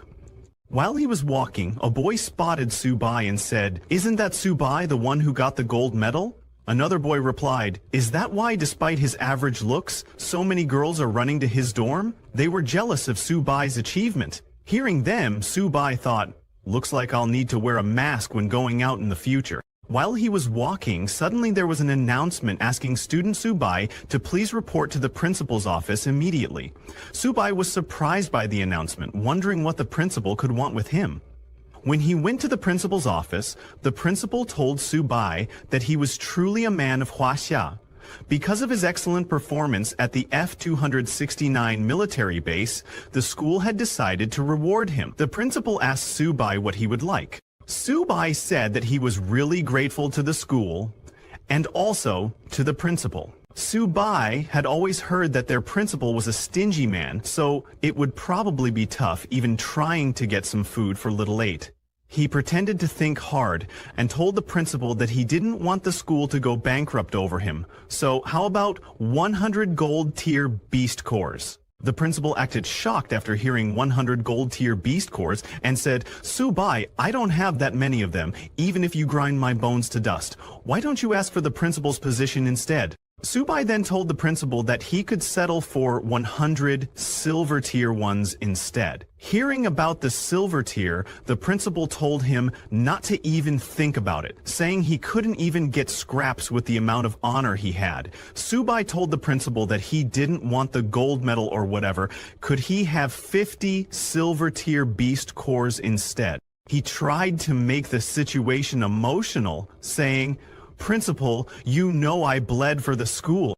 But the principal didn't fall for that and said, "Subai, humans are humans. The strong in the human race have the responsibility and duty to protect the weak. When you saved those students, you were carrying out a duty as one of the strong ones." Subai was at a loss for words seeing the principal. He said, "Principal, please, no more yapping. Let's settle with 50 silver tier beast cores." The principal completely ignored his words and told him that the military and the school weren't going to give up on a genius like him. He took a deep breath and told Subai that this was the most he could do. He would let him have 10 bronze tier beast cores. Subai was shocked to hear that his reward was just 10 bronze tier. He immediately declined and asked for 20 bronze tier beast cores. The principal agreed to 15 and told him that it was final. Subai accepted the deal. The principal realized that Subai was trying to haggle with him, and Subai also realized that his principal was very cheap. The principal then turned around and told Subai that in addition to the rewards, there was a little something he needed to let Subai know. Surprised, Subai asked. The principal told Subai that he had been selected by the school as the representative from the first year and would participate in this year's 100 Schools tournament. Subai was confused to hear about the 100 Schools tournament and asked the principal if the reward thing was just a ruse. He said, "Principal, this is not very nice of you." The principal asked him not to put it that way. As a student of Jiangzhou Martial University, it was his duty to bring honor to the school. The principal asked Subai if he didn't want resources, saying that the tournament was very generous with rewards. Subai replied, "Principal, there must be lots of skilled people in the 100 Schools tournament. It'd be difficult to even get a rank, wouldn't it? It'll be hard work." Hearing that, the principal said, "How can the youth of today be scared of challenges?" He told Subai to go prepare and come to the training room tomorrow. Subai agreed and left. The principal looked outside the window and thought, it's getting more difficult to rope the youth today into things. On the other hand, while leaving, Subai thought of the tales of the principal being a sly old fox and realized that the gossip was definitely accurate. The next day, 10 students gathered in the practice hall. The principal told them that the 100 Schools tournament was hosted by the military, though the Ministry of Education had given them far fewer resources compared to better-known schools, such as the martial universities of Beijing and Shanghai. He was still sending them off with the hope that they would achieve better results. Then the principal started the roll call. First was third-year Hu Qing, who was a bronze middle tier awakened of the wood element. Second was Bai Ningbing, and then Xiong Tiangxiang. While the principal was calling their names, an annoyed guy said, "This is kind of unfair. Jiangzhou Martial University was founded later, so students here get much fewer resources than those going to famous schools." A girl standing behind agreed with him, saying, "I heard that our school has always ranked very low." The principal then called first year Subai's name last. He immediately responded, "I'm here." The principal told the students that there were 10 students representing the school in the tournament, and they were the top students in their respective years. The principal took out a paper and said he would make an announcement. He pointed at Subai and announced that this year, the leader of the team would be Subai. Subai was shocked to hear his name and asked the principal, "This is a mistake, right?" When the others heard Subai's name, they got angry. The principal told them that making Subai the team leader was a decision made by the school board after much discussion. An angry guy came forward and asked the principal, "Hu Qing is the strongest and most experienced out of all of them. How can a freshman be the team lead instead of him?" Others agreed with him. Another boy pointed at Hu Qing and said, "Subai is just at the initial tier of bronze, a whole tier behind Hu Qing. How can he lead us?" The principal got angry and asked them if they had seen the news these past 2 days. Subai is capable of defeating gold tier beasts. If any of you want to be the leader, you should go kill a gold tier beast right now and I will make the swap. Hearing about Subai defeating a gold tier beast, a boy laughed and said, "Who the hell knows how he did it?" Might have just been luck. Another boy looked angrily at Subai and said he didn't believe it either. He challenged Subai right there for a fight. All the seniors were angry at Subai, saying they also wanted to challenge him. Subai tried to calm them down, telling them that he was not aware of this whole leader thing at all. Subai was angry at the principal because he was making Subai a target for everyone. The principal immediately walked away, saying, "That is all for today." He asked them to go get ready, as the tournament was less than 20 days away, and he looked forward to their performances. While the others were hearing the principal, Subai also ran away from there. Some students noticed and shouted, asking him, "Where are you going while running away?" Subai said, "Dear seniors, I'm in a hurry. I'll be going to my dorm now." Seeing Subai escape, a boy called him a coward, saying he didn't believe that Subai killed the gold tier beast at all. Another boy angrily said he would show Subai who's boss once the tournament started. On the other hand, Subai returned to his dormitory and called his little turtle, telling it that it was time to eat. Looking in his inventory, Subai said, "At least the old fart kept his word." He told the little turtle that there were 15 bronze tier beast cores, enough for it to level up. When Subai gave a beast core to the little turtle, the little cat tried to snatch it. Subai told the little cat not to rush because there was something for it too. He took out some blood essence and gave it to the little cat because its level was still too low. Seeing the little cat eat the blood essence, the little turtle made an innocent face, hoping to get some too. "It sure eats a lot," Subai said, giving it some. Another beast core. Subai was crying as he gave the third beast core to the little turtle because one bite cost hundreds of thousands of yuan. The little turtle ate it immediately and asked for more. Subai, still crying, asked it how much more it needed to eat to evolve. He poured all the beast cores into the little turtle's bowl and told it that these were the last ones. If it still didn't evolve, then he was going to feed everything to the little cat in the future. The little cat got happy to hear that. After eating the third beast core, the little turtle's body started shining again. Subai got a little scared seeing the golden light coming out of the little turtle's body. The whole university started shaking because of the little turtle's evolution. Everyone was confused, asking what happened. They wondered if it was an earthquake. A system notification came congratulating. Subai was thrilled because his mystic tortoise had leveled up to bronze middle tier. Subai's own level also increased. Currently, the little turtle's level is bronze middle stage. 30% of its Zhuanwu bloodline is activated, enhancing all its attributes and strengthening its talents. The little turtle's physique is 568, defense is 862, agility is 95, and spirit is 90. Subai was happy that the little turtle finally leveled up.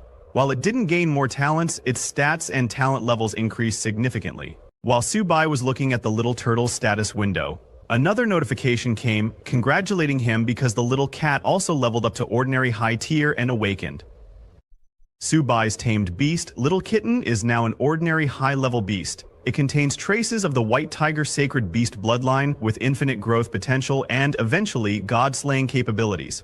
Now its strength is 39, defense is 38, agility is 79, and spirit is 25. It also has 3 talents. The first talent is Claw Strike, which activates by consuming stamina, increasing attack speed and damage by 100%. The second talent is Bloodlust, which activates by consuming stamina, increasing attack by 100%, 500%. The graver the wounds, the higher the bonus. The third talent is Ghostly Haunting Step, which increases movement speed by 100%, 200%.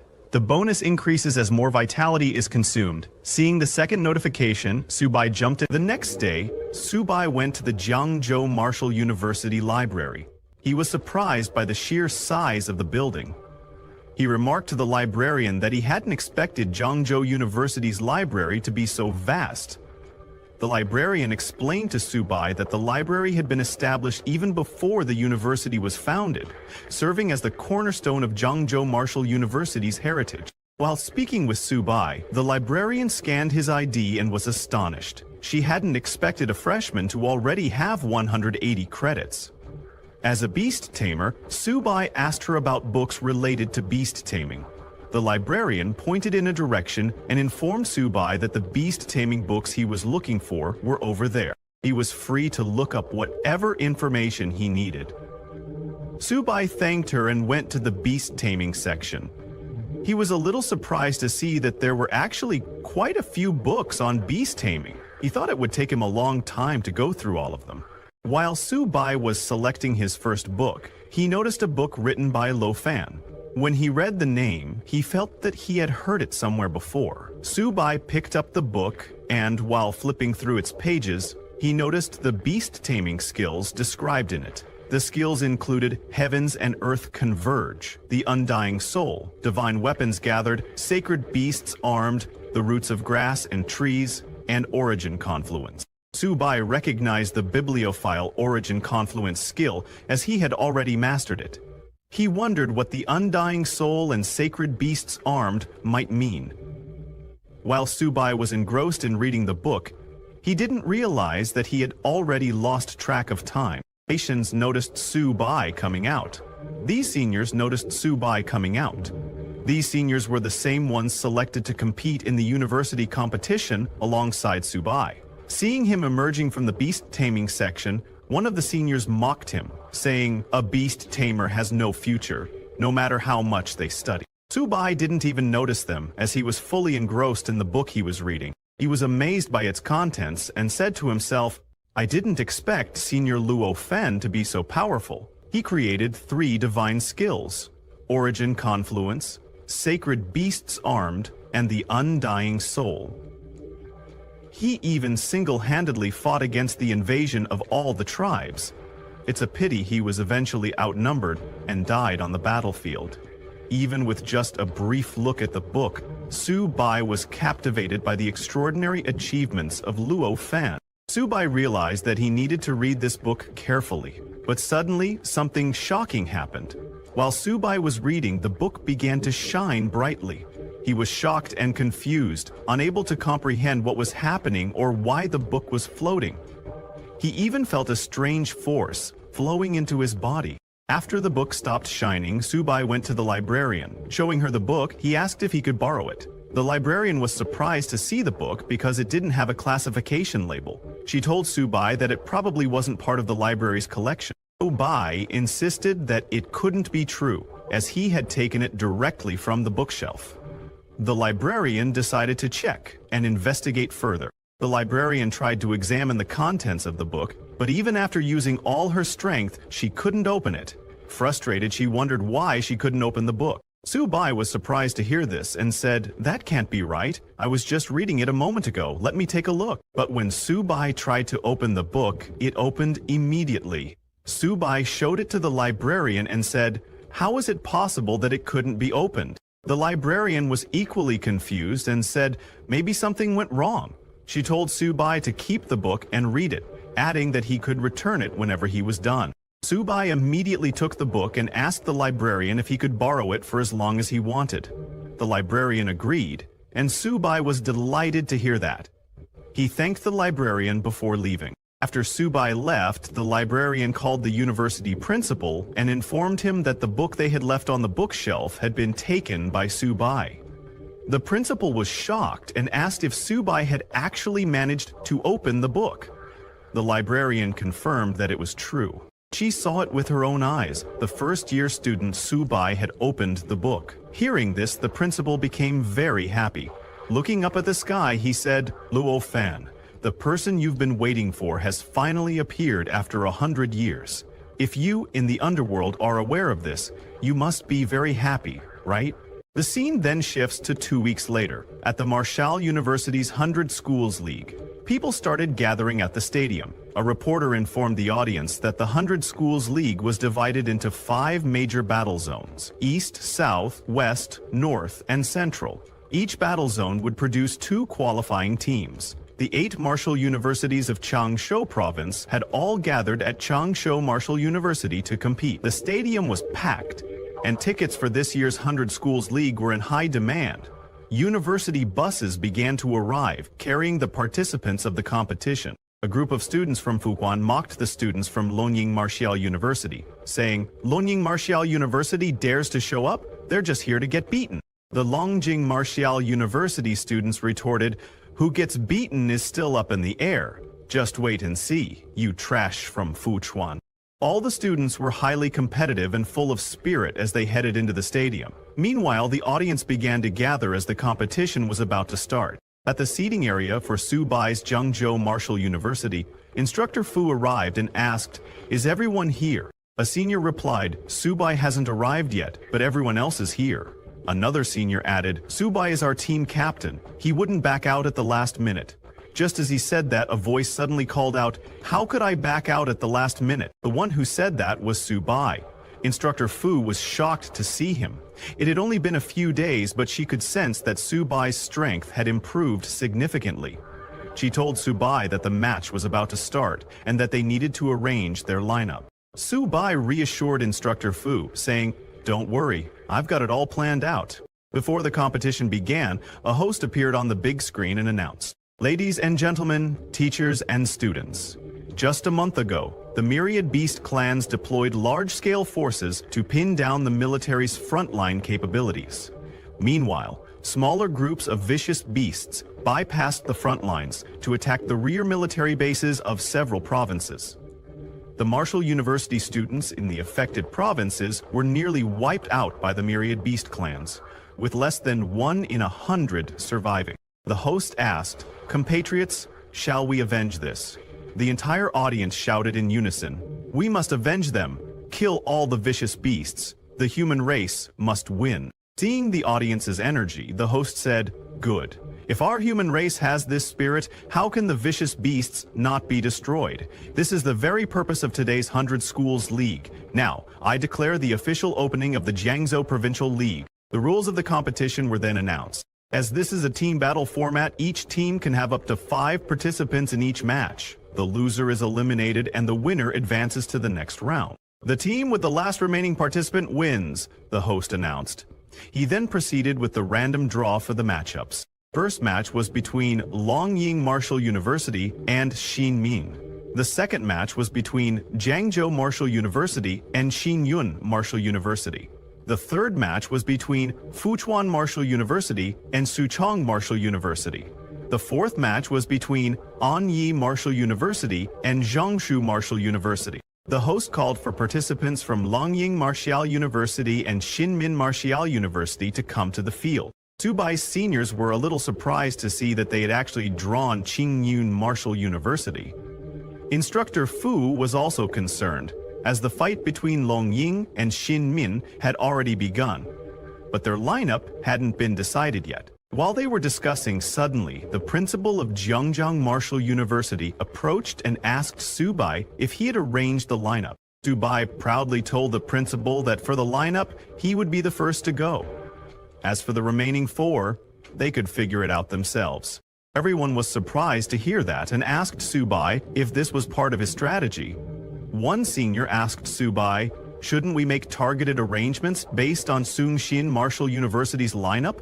Other seniors agreed and asked Subai, "If you go first and can't win, it would be an embarrassment for Jiangxiu Martial University."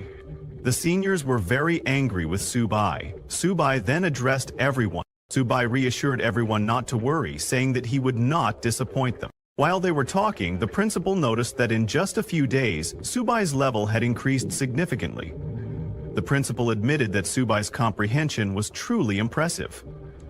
The principal then whispered to Subai, advising him not to go too far and to at least leave some room for his seniors to shine. He added that if Subai offended them all, it would be difficult for him to get by in school in the future. Subai nodded, understanding the advice. Into rooms, the light grew. Meanwhile, the match between Longying Martial University and Xingmin Martial University had ended, with Xingmin Martial University emerging victorious.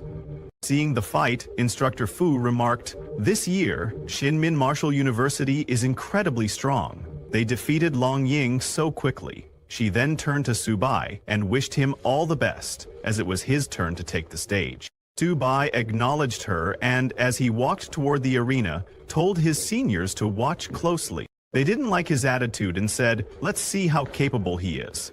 When Subai stepped onto the arena, waifu Yunran started cheering for him. Subai's roommates were also there, cheering him on. to fight Subai. A red-haired student from Qingyun Martial University entered the stage. When the red-haired student saw Subai, he immediately recognized him and said, "You must be that freshman who slayed the golden tier vicious beast, right?" Subai, a little annoyed by the title, admitted that it was indeed him. That red-haired guy was Qingyun Martial University's squad captain, Li Ling Feng, a mid-Ryong rank stone power user. Li Ling transformed his arms into stone and said to Subai, "Today I'll show you what true power is like." Subai completely ignored his warning and focused on taking out his little turtle from the bag. Li Ling was surprised to see the little turtle and asked Subai, "Is this your tamed beast?" He then laughed at Subai, saying, "Don't tell me you brought your household pet to the competition." Subai completely ignored him again and took out some food to eat, saying that he was in a bit of a rush this morning and hadn't had breakfast yet. When the audience saw Subai's little turtle, they too were confused, wondering why he brought a little turtle to the competition. A guy commented that Jiangzhou Martial University really doesn't have anyone worth mentioning anymore, so they are actually letting this kind of trash go on stage. Even Subai seniors thought he was seriously underestimating his opponent. One senior asked the others, "Subai's opponent seems to be at the mid-bronze rank. Can he really handle this?" While they were all wondering about the little turtle, Instructor Fu was wondering why. Subai was eating peanuts and drinking cola on the stage. After taking out the little turtle, Subai sat down, opened a can of cola, and told the little turtle, "After eating so many beast cores, don't embarrass me." The little turtle moved forward and released a bright light from its body. Li Ling felt the power emanating from the little turtle and wondered, could this turtle really be his tamed beast? Subai's little turtle took its black tortoise form. This time it was a stable form, and the little turtle fully controlled the transformation. Li Ling was terrified upon seeing the little turtle's overwhelming form. The whole audience was shocked to see such a massive turtle. One guy remarked, "This turtle's one eye alone is as big as a basketball." Looking at the little turtle's armor, one man asked, "Is that its skin?" This is clearly armor, and it's actually shining like metal. Being able to project mass really did seal the deal for these stars, and the turtle became associable with the image of superpower and superhumanness. Turtle number 6, Van Haberman, age 23, escapes from an MJ science tower, where he concludes his mission by receiving powers of his own. You know, looking at the little turtle's claws and limbs, another man said, "No wonder Subai can kill a gold-rank beast. This turtle could crush anyone with a single slap." Yanran was very happy, knowing that her future husband Subai is now stronger. EYA's roommate Fan Chao was very shocked, wondering, when did Subai's little turtle get this big? While drinking cola, Subai ordered the little turtle to finish the fight quickly. At Subai's command, the little turtle swung its huge claws at Li Ling, who couldn't even react to the attack. With just one move, the little turtle sent Li Ling flying. He crashed to the ground with a solid impact. Although he didn't get injured, he used his stone power to turn his back into stone. But Li Ling was too shocked after seeing how massive the little turtle was. Subai told Li Ling to just hold on a little longer because he wanted to finish his cola before taking him down. Since Li Ling became very angry, he stood up, thinking it was just a sneak attack and that he must focus all his power. Li Ling said, "Subai, you think you're tough? Then let's see who's tougher."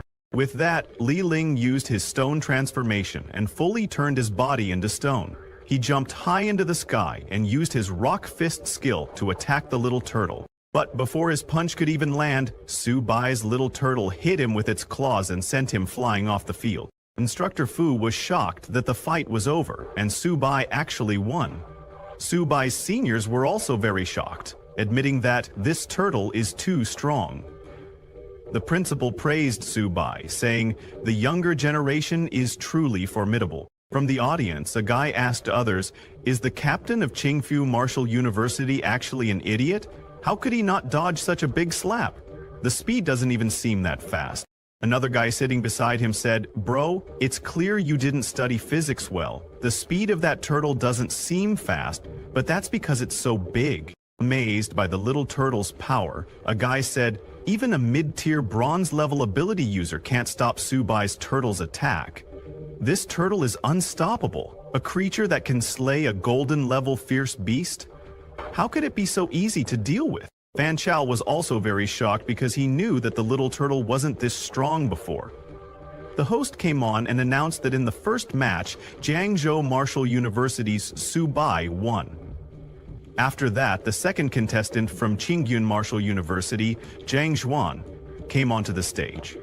Zhang Zhuan was a mid-bronze rank blade user from Qinghun Martial University. She took out her blade and thought, I'll rely on speed to win, and I can't let that turtle get close to me. Thinking that, she charged at the little turtle with full speed, changing her direction repeatedly to confuse it. The host told the audience that Xuan was using her speed advantage, constantly staying outside the range of the giant turtle's attacks. Hearing that, the whole audience shouted, "Yes, that's how you fight. The guy who went up earlier was dumb." All simultaneously as the golem swung out of it, a Pokemon riding on the nature of a YN was thinking that as long as she found an opportunity, a strike will be enough to win. Instructor Fu was a little worried, seeing that Zhu had been dodging and looking for an opportunity, while the turtle couldn't hit her at all due to its speed. The seniors were also worried, thinking that Subai was still underestimating his opponent. They all were concerned for Subai, but Subai was enjoying his snack with cola.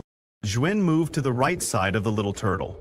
The little turtle attacked with full power, even destroying the ground. But Zhuan jumped into the air and dodged the turtle's attack. Landing on the ground, Zhuan said, "Subai, your turtle is really strong, but I can choose to directly deal with the beast Tamer." Saying that, she jumped to attack Subai, thinking it was too late for him to reverse the situation now. Subai was still drinking his cola.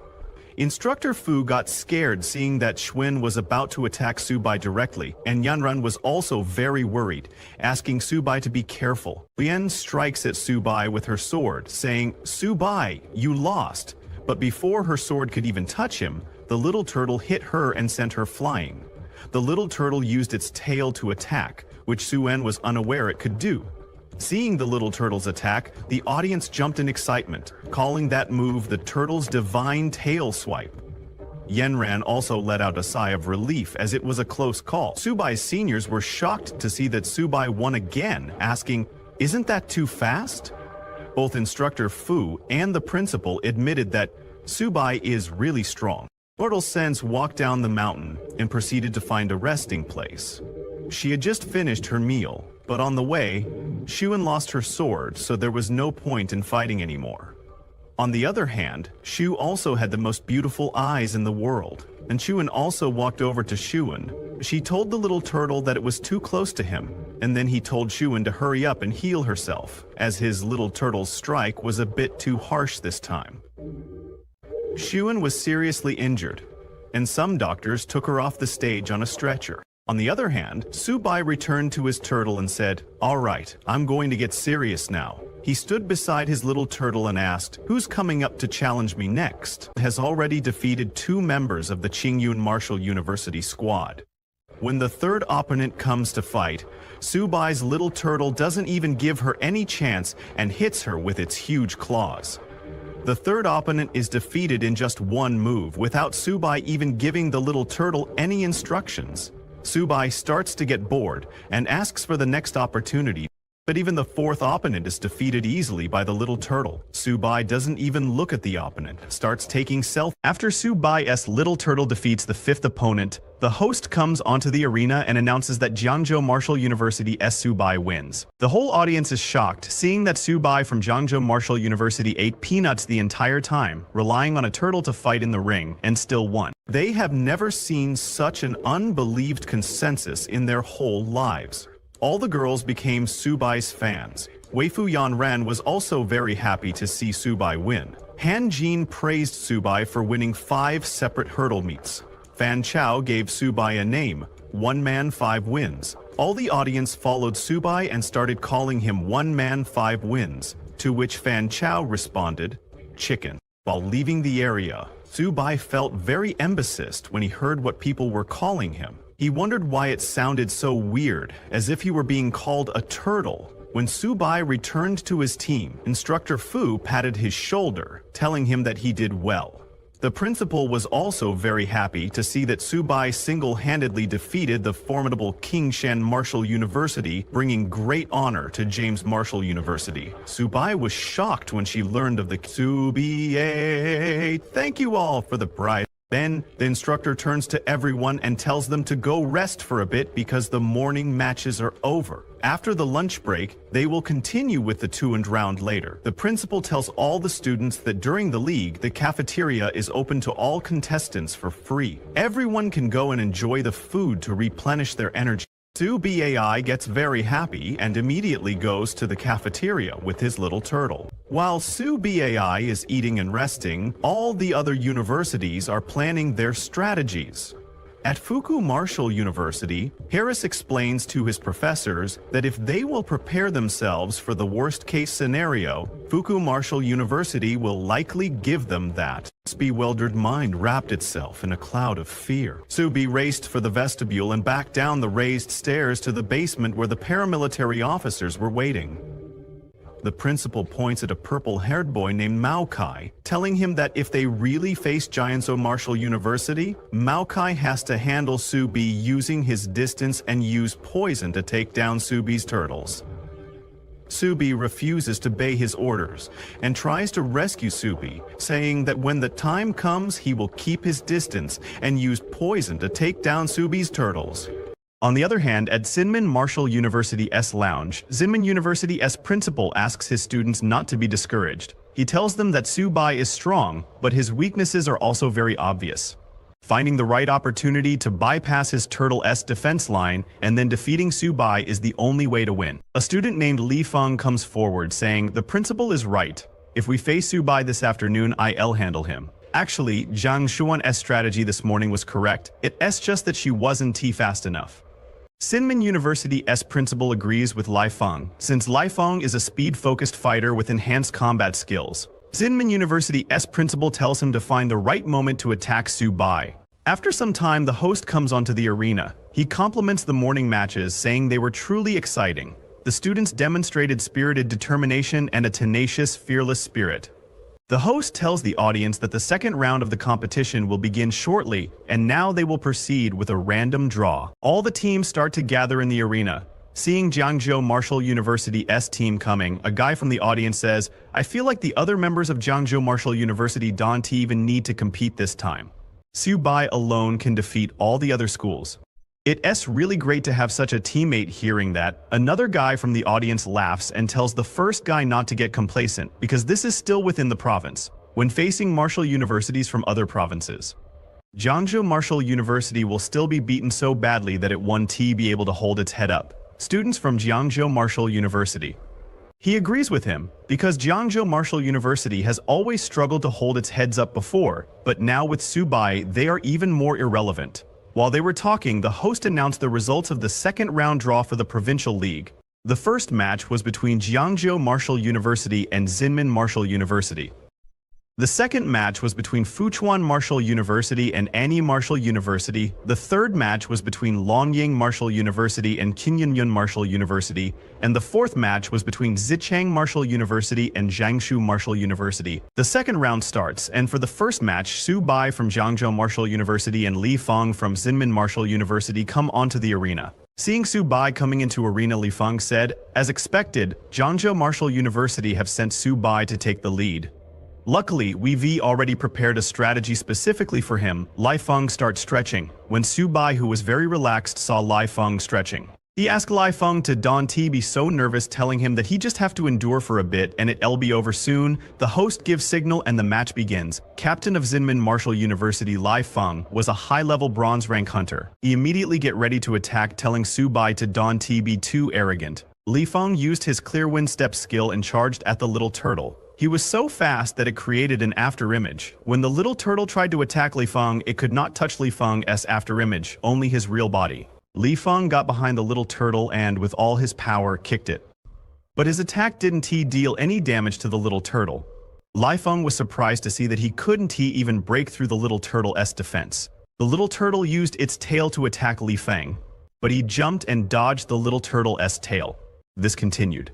The little turtle tried to attack Li Feng, but Li Feng easily dodged its attack. The people in the audience were surprised to see that the little turtle was unable to hit Lai Feng. A guy laughed at the little turtle, asking others to look at how Subai's turtle seemed provoked by Li Feng and was angry, howling repeatedly. A girl asked her friend what would happen if Li Feng suddenly charged at Subai. Does he have any chance of winning? Her friend told her that Li Feng might actually have a chance because right now Li Feng is just bullying Subai's turtle for being so dim-witted. The girls who were cheering for Subai before now start cheering for Li Feng, shouting, "Come on, Li Feng." In the arena, Li Feng runs away from Little Turtle, provoking it to chase him. Subai's seniors immediately realize that Li Feng is trying to lure Little Turtle away from Subai. Instructor Fu starts to get worried, wondering what Subai is doing and why he isn't coming up with a solution. A senior looks closely and tells Instructor Fu that it seems like Subai is looking for something. Well, he was right. While Little Turtle was fighting with Li Feng, Subai was looking for a cola in his bag because his lunch had been a bit salty. He was very carefree and started drinking cola in the middle of the fight. On the other hand, little by little, Li Feng was luring Little Turtle away from Subai. The whole audience started cheering for Li Feng. After creating quite a bit of distance between Little Turtle and Subai, Li Feng thought, at this distance, even a tail swipe won't work. But when he turned around to attack Subai, he was shocked to see that Subai was drinking cola. He got very angry and charged at Subai, shouting, "Subai, you're looking down on me too much!" Li Feng jumped to attack Subai, yelling that he would make him pay the price. But Subai didn't even look at him and simply called for his Little Turtle. Just as he called, a yellow light shot toward Li Feng. Before Li Feng could hit Subai, his body turned yellow and froze in midair.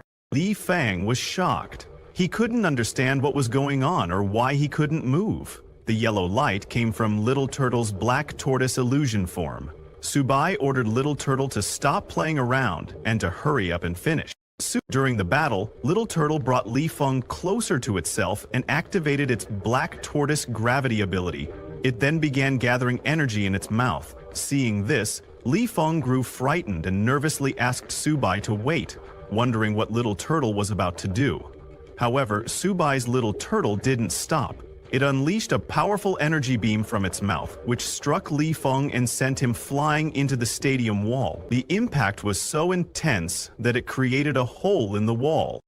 The sheer power of Little Turtle's attack shocked the entire audience. Those who had been mocking it finally realized the truth. It wasn't that Li Feng was weak, but that Subai was overwhelmingly strong. One spectator even commented that if they were in Li Feng's place, they would surrender immediately. There was no way to fight someone as powerful as Subai. Seeing Li Feng's battered condition, a girl from his team turned to their principal and anxiously asked what they should do, as Li Feng was already gravely injured. Left with no other option, the principal of Shinmin Martial University decided to forfeit the match. A few minutes later, the host announced, "Unfortunately, due to the overwhelming strength of Subai from Jiangzhou Martial University, Shinmin Martial University has decided to forfeit the match." He then announced that the next university to face off against Jiangzhou Martial University would be Fuchuan Martial University. The audience was surprised to hear the announcement, wondering how Shinmin Martial University could forfeit without even fighting. However, deep down, they all understood that Subai was indeed too strong, so forfeiting was better than being humiliated in vain. Hearing that Shinmin had voluntarily forfeited, Instructor Fu said, "Subai can conserve his strength for Fuchuan now." Upon hearing this, one of Subai's seniors got annoyed and asked Instructor Fu, "Why does Subai even need to conserve his strength? He hasn't even moved a single muscle to fight."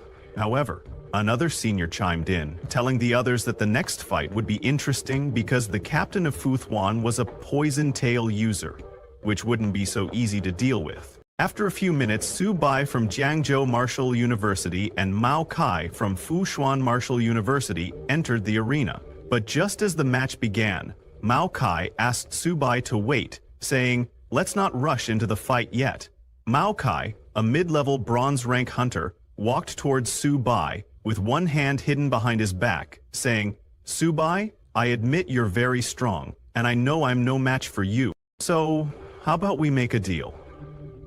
Subai, who was drinking cola, was surprised to hear this and asked Mao Kai what kind of deal he was talking about. Mao Kai walked a little closer to Subai and told him that he admitted he might not be a match for Subai in this round, but really wanted to discuss beast taming with him. Subai was very confused upon hearing that Mao Kai wanted to discuss beast taming during a match. He couldn't understand what Mao Kai was up to.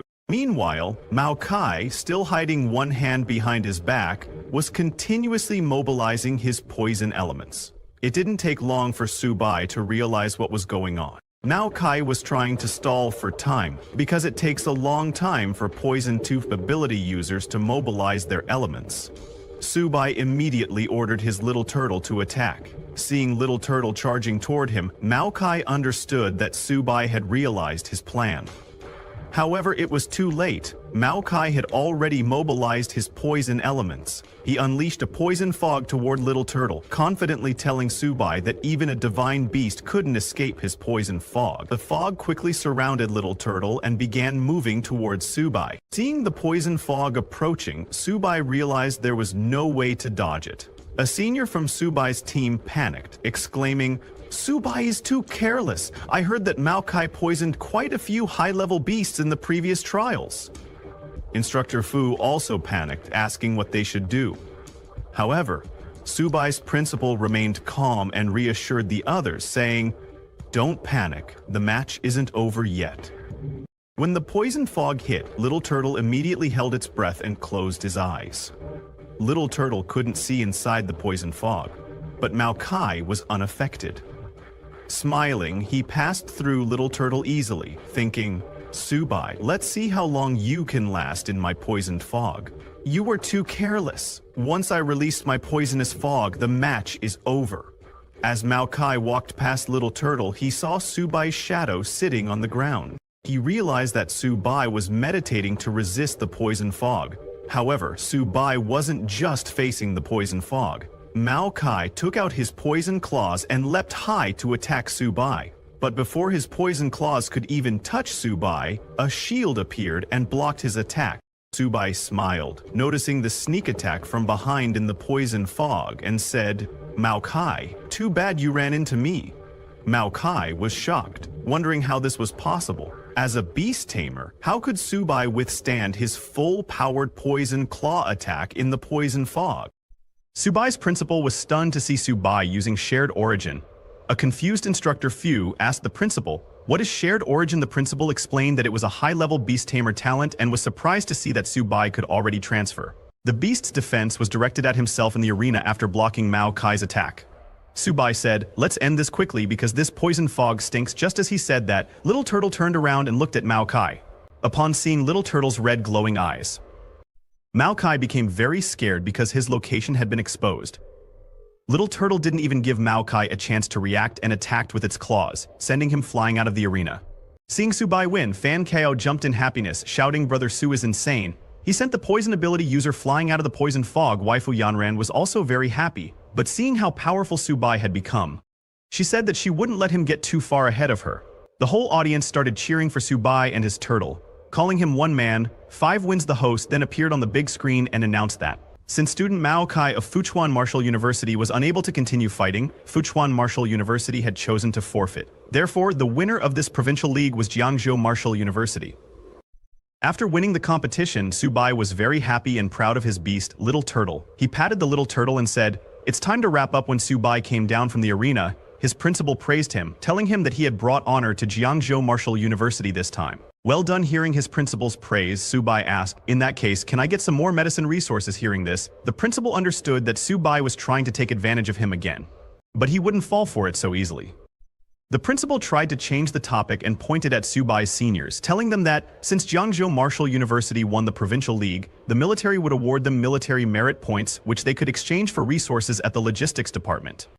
Hearing that, an annoyed senior asked the principal, "Since they only sent out Subai, do military merit points have anything to do with us?" The principal was at a loss for words upon hearing that. He changed the topic again, saying, "In 3 days, we'll be heading to Luo City to participate in the All Warzone League. Do you have confidence?" Subai immediately replied that they did have confidence. Hearing that, the principal said, "Good." He turned around and added, "Since everyone's tired, Go back and have a good rest to prepare for the Warzone League in 3 days. Subai tried calling the principal again to ask him. Subai tried to ask about the resources, but the principal didn't even look back. While leaving, he told Subai that he was looking forward to seeing his outstanding performance in 3 days. Seeing the principal run away, Subai called him an old fox because he ran so fast when it came to resources. Then, after some time, it was broadcast on the news that the Provincial League of the 100 Schools League had now concluded. The top 3 were Imperial Capital Martial University, Magic City Martial University, and Great Wall Guard Martial University. Many talented individuals performed exceptionally well in this league, but the most dazzling of them all was Subai from Zhangjiangzhou Martial University, who won all 3 matches, 1 versus 5, securing the overall championship for Zhangjiou Province. Students of Zhangjiou Martial University were amazed to see that Subai was in the news again. Now those fangirls really wanted to meet him. Meanwhile, Subai went to his university's training room. He was happy to finally find a quiet place. He took out his little cat from his bag, telling it that he knew it was eager. But there would definitely be a chance for it to go on stage later. Subai exchanged his military merit points for 4 high-grade silver beast cores. He showed them to the little cat, telling it to eat them sparingly. He first gave 1 core to the little cat, and upon seeing the core, the little cat's eyes lit up, and it immediately ate the core. Just as little cat ate that core, its whole body started shining, releasing yellow energy from its body. Subai immediately received a system notification telling him that his ordinary high-grade common bronze rank cat had upgraded to a sharp gold white tiger. Little Cat's Sacred Beast White Tiger bloodline had been activated, and it acquired the Sharp Gold Gale talent. Subai was amazed to see that his little cat leveled up after eating just 1 core and that its White Tiger bloodline had been activated. Subai immediately gave the other 3 remaining beast cores to his little cat, telling it to eat a few more. Seeing the 3 more cores, little cat jumped in happiness and started eating them immediately. Subai told it to eat slowly, saying, "No one's going to steal them from you." Subai thought that after eating these, his little cat should be able to level up again, but after the little cat ate those 3 cores, it didn't change. Subai was very confused, seeing that his little cat ate all of them and there was no reaction. He wondered if those high-grade silver beast cores were fake, but suddenly, little cat's whole body started shining again in yellow light. This time, the light was 10 times stronger than the first time, and when the light stopped, Subai was too shocked to see his little cat. The little cat's body had completely transformed. It grew taller than Subai and looked even more amazing. Seeing that, Subai thought it was way cooler than Little Turtle's transformation. A notification came, telling Subai that his sharp gold white tiger had upgraded to intermediate bronze level. Immediately, Subai checked his little cat status window. Little cat had leveled up. To intermediate bronze level, its white tiger bloodline has been activated by 30%. Its attributes have greatly improved and its talent has been enhanced. Currently, its constitution is 158, defense is 105, agility is 295, and spirit is 60. Little cat has 3 talents. The first talent is sharp gold claws. It consumes a certain amount of physical energy to launch 100 attacks on a single enemy in a very short period of time. The first attack's power is 150% of the basic attack value, and after each attack, the amplitude of the next attack increases by 2%. The second talent is Sharp Gold Spirit. It consumes a certain amount of energy to cover the whole body with sharp gold energy. Each attack has a 200% tearing effect. It can be used in combination with Sharp Gold Claws to greatly increase the damage caused by Sharp Gold Claws. The third talent is Sharp Gold Ghost. It consumes a large amount of physical energy, causing movement speed and attack speed to increase by 300%. It can be used in combination with Sharp Gold Claws, allowing Sharp Gold Claws to complete 100 attacks instantly. Seeing Little Cat's status window, Subai became very happy, saying it was worth giving Little Cat 4 high-grade silver beast cores because these stats are insane. Subai petted the little cat, telling it that he was counting on it for the Warzone League. Little Cat became very happy to hear that and hugged Subai. Meanwhile, at the Imperial capital, where the Warzone League was going to be held in 3 days in a huge mansion, a man, while watching Subai's match on television, said, "This Subai is interesting. It seems he has a lot of secrets." The man ordered his subordinate to go and investigate Subai, saying maybe his turtle is even more ridiculous than Luo fans back then. His subordinate said yes and left. 3 days later, at the Lohe Martial University competition venue, teams from all over the country arrived for the competition. They were all amazed to see the venue, with many commenting, "As expected of Lohe Martial University." The competition venue was several times larger than others. When Subai and his team entered, they saw the entire audience cheering for Lohe Martial University to win the championship. Subai and his seniors were confused, seeing everyone supporting Lohe Martial University. The principal of Jiangzhou Martial University informed Subai and the others that Lohe Martial University was trying to intimidate them. While walking, Subai noticed an empty area and asked his principal, "Why is there an empty area over there?" The principal told Subai that only 9 martial universities were participating this time, and 1 university had voluntarily forfeited. Subai then asked the principal, "Since there are only 9 martial universities participating, doesn't that mean 1 university will have a bye during the random draw?" The principal confirmed, saying yes, and it all comes down to luck.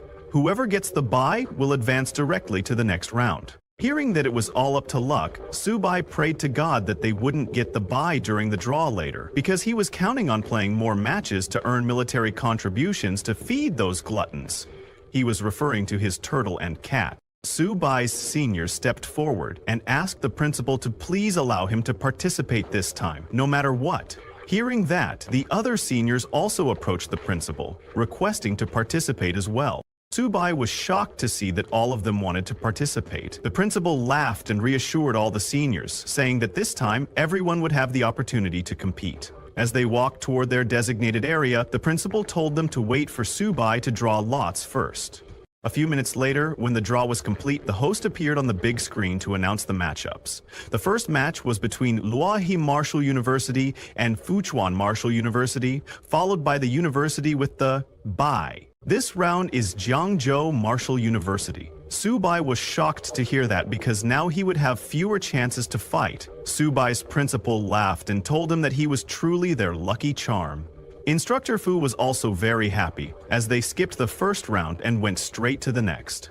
Only Subai was sad, thinking about how unlucky he was to draw the bye, as he wanted to compete. Then, after a few minutes, the first round matches began. Students from both Luohe Martial University and Fuquan Martial University entered the arena. When the match began, Fuquan Martial University's contestant struggled to hold on as Luohe Martial University's contestant pressed the attack. 2 hours later, all the matches concluded. The host appeared on the big screen, announcing that the first round quarterfinals had ended and that they would now announce the results of the second round draw. Shocked herself, the host announces that the university with a bye this round is still Jiangzhou Martial University. Hearing that, people in the audience were very shocked, asking, "What the hell is going on? Is there some kind of shady business happening?" One guy asked, "What kind of luck is this? Jiangzhou Martial University hasn't done anything, just sitting in the audience watching the matches." Another guy said, "I traveled all this way just to watch Subai sitting in the ring eating peanuts and drinking cola. A bye once is understandable, but why a second time?"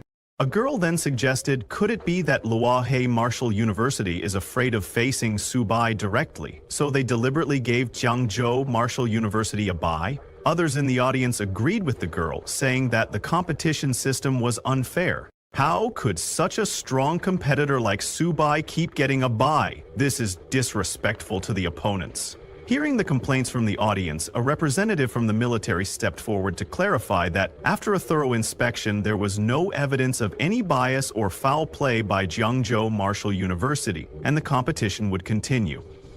Hearing the announcement, Subai's principal became very happy, as this meant they had ranked 3rd in their competition zone. As long as they won one more match, they could participate in the final of the 5 major competition zones. On the other hand, Subai was shocked and asked, "How is it another bye? Can't they let me compete?" Then, 1 hour later, the host announced that the exciting moment was coming soon. The final match of this round's competition zone was about to begin.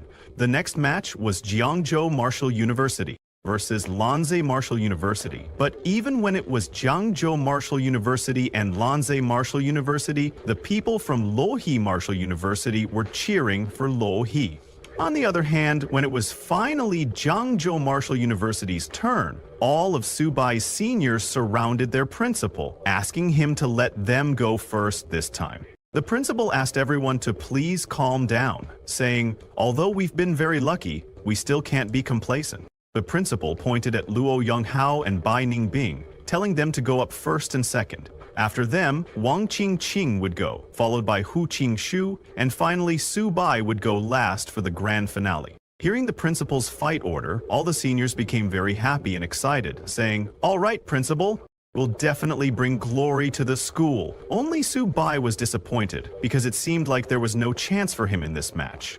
When the match began, Uchi Yoyoung-kyung went first into the arena. He tried to take on a bronze mid-level opponent with his bronze low-level strength, and in the end, he lost narrowly. Next, Bai Ningbing stepped onto the stage and immediately went into a berserk state, completely abandoning defense and fighting recklessly. He actually forced his opponent to retreat continuously, and Jiangzhou Martial University won. The next one was Wang Qingqing, the school beauty. She showed that her combat skills were no joke, using a soft whip technique that combined both offense and defense, sending her opponent flying out of the ring. Jiangzhou Martial University won another match. Instructor Fu was very happy to see that they had won again, because now they only needed to win one more match to win this round. Seeing the other students, Subai's principal felt like the strength of the other students had skyrocketed. He wondered, could it be that Subai had influenced them? On the other hand, Subai was crying inside because his seniors were taking all the military contributions. He wondered when it would finally be his turn. Then, for the next match, Hu Qingshu from Jiangzhou Martial University entered the arena. When he stepped in, he asked the two remaining students from Lanza Martial University to come together, saying it would save him time. Hearing this, the students of Lanza Martial University became very angry, telling Hu Qingshu not to get too cocky or he would lose miserably. But the host informed everyone that the competition rules allowed one person to challenge multiple opponents at the same time. Hearing that, both of the students from Lanze Martial University stepped onto the stage. Then, the match began. Just as the match started, Hu Qingshu closed his eyes and concentrated all his energy into one point. Immediately, a huge spiritual tree appeared behind Hu Qingshu. This was a Wood 2 supernatural ability. With one swing of his finger, Hu Qingshu shot the leaves of the massive spiritual tree towards the students of Lanze University. When the leaves touched the students, they cut their skin. Both students were surprised by the attack. One senior student told the other to be careful, saying, "These leaves are suspicious. Just hold on. Hu Qingshu's psychic power won't last much longer." Subai was surprised that a wood tube user was able to summon a millennium-old maple tree like this. He admitted that Hu Qingshu's psychic power was truly terrifying. Even Subai's principal was impressed, seeing that Qingshu's strength had increased again. The principal thought to himself that Hu Qingshu was truly living up to being from that family. People in the audience were also amazed by Jiangzhou Martial University's matches, saying, "The current batch of Jiangzhou University students is truly full of hidden talents. One dark horse after another keeps emerging."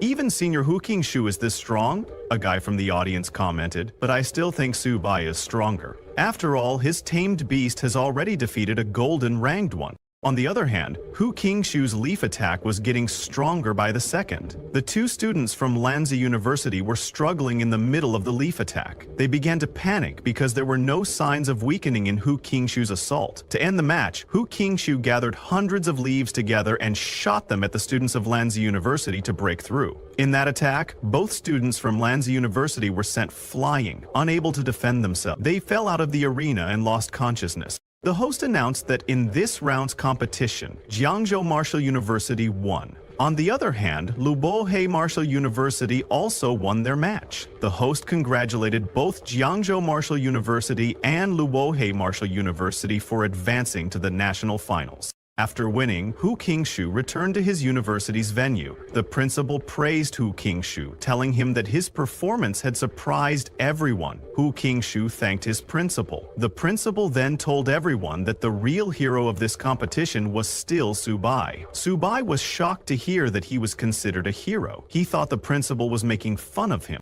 for not being able to go on stage. The principal told everyone that if it weren't for Subai getting 2 consecutive buys in the draws, they wouldn't have won so easily. Everyone was at a loss for words. The principal then told them that since they were all exhausted, they should get some rest and be ready because 1 week from now, they would be heading to the national finals. He told the students that this time, in addition to the military contribution rewards earned by each student in the competition, the school would provide extra resources as training rewards. Subai was shocked to hear that because he was coming back empty-handed this time. He had to figure out how to gather some resources to feed those 2 gluttons. On the other hand, Subai's seniors became very happy hearing the principal's announcement and started cheering, saying, "Long live the principal!" Meanwhile, at the Lin family mansion in Waifu, Yan Ran was practicing with some robots when her uncle Wen came to tell her it was time to eat. Yan Ran, while practicing, kicked a robot and sent it flying. She then turned to her uncle and told him that she wasn't hungry yet and wanted to practice for another hour. Hearing that, Uncle Wen sighed because ever since Subai participated in the 100 Schools League, all Yan Ran did every day was watch Subai's matches and practice like crazy, completely ignoring the balance between work and rest. Suddenly, Yan Ran called out to her Uncle Wen, telling him that the pills he gave her were almost used up. She asked if he could help her ask her father for more, because she wanted to increase her strength as quickly as possible, Yan Ran said. Her uncle agreed and left, feeling very annoyed. He knew that many top families in the imperial capital had proposed marriages to Yan Ran, but she had rejected them all with a single word. Her uncle was worried, wondering what kind of potion Subai had given her. Then, 7 days later, Subai and his team arrived at Magic City.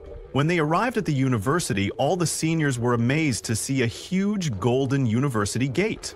Looking at the gate closely, one senior asked if the gate was made of solid gold because it was sparkling. Another senior commented, "This is just too luxurious." But Subai was not impressed by the gate. He said, "This gate alone must have cost billions. What a waste." The principal told Subai that it cost more than just billions. The materials alone cost 1.8 billion, not to mention that the gate was built in 1 day by 20 gold level and 5 platinum level experts working together. The principal then asked Subai to look at the motto of Magic City Martial Arts University and the Grand Gate. It's all meant to showcase the spirit that only the strong can protect the nation. While they were talking, a black-haired man came to welcome the students from Jiangzhou Martial Arts University. The man greeted Principal Zhou and introduced himself as Jiang Ming, the vice president of the student council at Magic City Martial Arts University. Jiang welcomed them into Magic City Martial Arts University and asked them to please follow him. Principal Zhou said, "All right," and began following Jiang. While walking, one senior told another senior, "Magic City Martial Arts University sure knows how to put on airs. Their principal traveled all the way here in person, and they only sent a student council vice president to greet us." Another senior agreed, saying, "If it were someone from Imperial City Martial Arts University, their principal would come out personally to welcome us."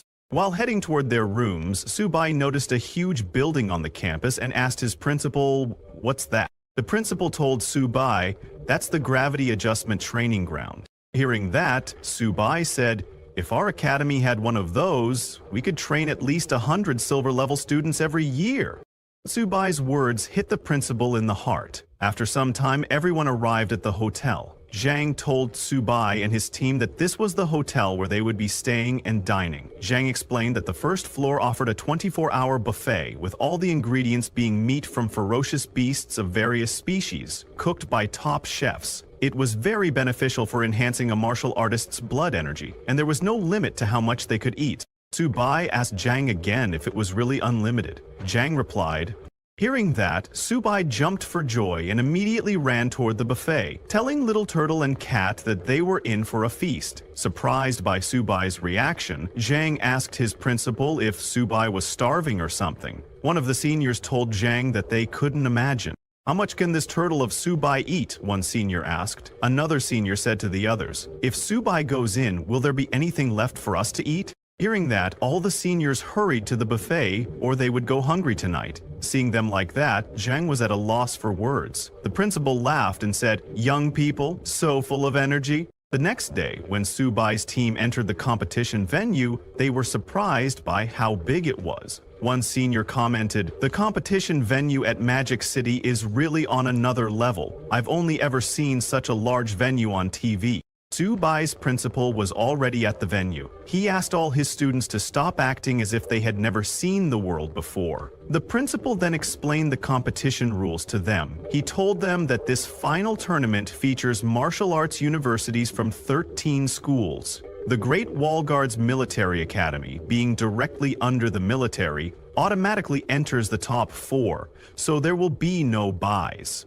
Surprised, one senior asked the principal, "Why does the Great Wall Guard's military academy get a free pass to the top 4? Other seniors agreed, saying it's so unfair. The principal explained. It's because the Great Wall Guard's military academy is a military genius training base. You may not know, but it's the only martial arts university located on the front lines of the battlefield against the multiracial invaders. The seniors were shocked to hear about a military genius training base. Even Subai was surprised to hear about an academy located on the front lines of the battlefield, saying, "That's intense." The principal told them, that's why the national finals are full of hidden talents. Never underestimate anyone. He decided to let Subai take the lead, with Hu Qingsu anchoring. The whole team understood. The team cheered, confident that Jiangzhou Martial Arts University would win. After some time, the host appeared on the big screen and asked all the teachers and students to please settle down because the 100-school competition finals were about to begin. She then announced the draw for the first round of matches. The first match was between Jiangzhou Martial Arts University and Yokohama Martial Arts University. The second match was between Imperial City Martial Arts University and East China Martial Arts University. The third match was between Magic City Martial Arts University and Nanjing Martial Arts University. These three matches would take place simultaneously. Seeing the draw, Subai's principal said their luck wasn't bad, as they didn't draw any of the top 3 universities in the first round. A senior commented that Yokohama Martial Arts University was about on par with them and asked the principal to let him go first. But before the principal could say anything, Subai intervened, saying he would go first. He wanted all the schools to know Jiangzhou Martial Arts University's attitude. Well, it was a straight lie because he just wanted to earn military merit for himself. Students from both universities entered the arena and the match began. As they entered, a student from Yokohama University immediately mocked Subai, saying, "Subai, your university made it to the finals, which is already impressive enough, but this is the end of the road for you." Subai completely ignored the student, opened his bag and took out the little turtle, telling it, "Let's finish this quickly." The little turtle emerged from the bag and immediately transformed into its second form, roaring loudly into the arena. New people in the audience were surprised to see that Jiangzhou Martial Arts University had actually sent a beast tamer to compete. Those who had seen the little turtle before were amazed to see it looked even bigger than before. Everyone was very excited, thinking this was going to be good. On the other hand, after seeing the size of the little turtle, the student from Yokohama Martial University became very scared. He said, "This is way too big, this has to be cheating, I don't accept this." But before he could finish his words, the little turtle hit the student and sent him flying out of the arena. The little turtle had already defeated the student, and Subai was still sitting in his chair, preparing to eat. Seeing the student defeated, Subai acted surprised and said, "You're that weak?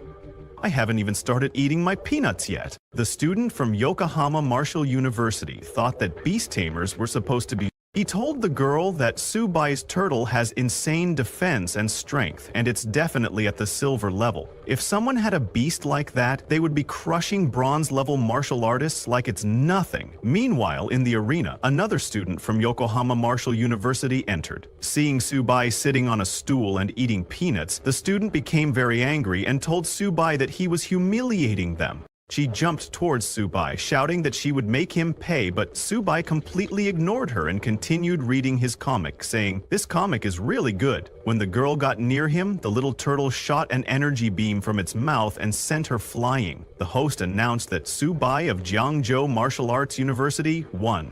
Seeing that not only was Subai snacking on peanuts, but he also brought his own stool, a senior of Subai asked if this was the attitude he was talking about. Seeing this, Subai's principal sighed, saying that Subai really didn't know how to keep a low profile. Humiliating his opponent like this wasn't good. Now, how was he supposed to face Yokohama Martial University's principal, Chen, after this? The principal was saying that, but he was very happy inside. Hu Qingshu told his principal not to celebrate too early because Subai might meet a real challenge soon. He pointed at a different arena and asked the principal if that red-haired boy was the team captain from Imperial City Martial Arts University. The principal looked at that arena, where a red-haired boy from Imperial City Martial Arts University and a boy wearing a mask were fighting. The masked boy jumped to attack the red-haired boy, and when they collided, there was suddenly a huge explosion. When the smoke cleared, the masked boy was on the ground, and it was announced that Imperial City Martial Arts University won.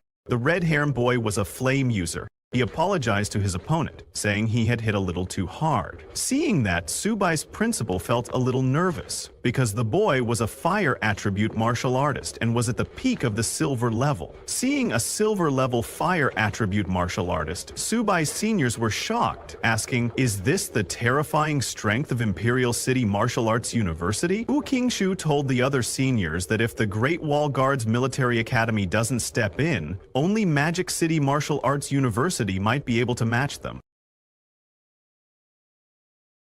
While they were talking, Subai defeated another student from Yokohama Martial University. The host then announced on the big screen that Jiangzhou Martial Arts University had won the match. Subai and his little turtle were overjoyed upon hearing this.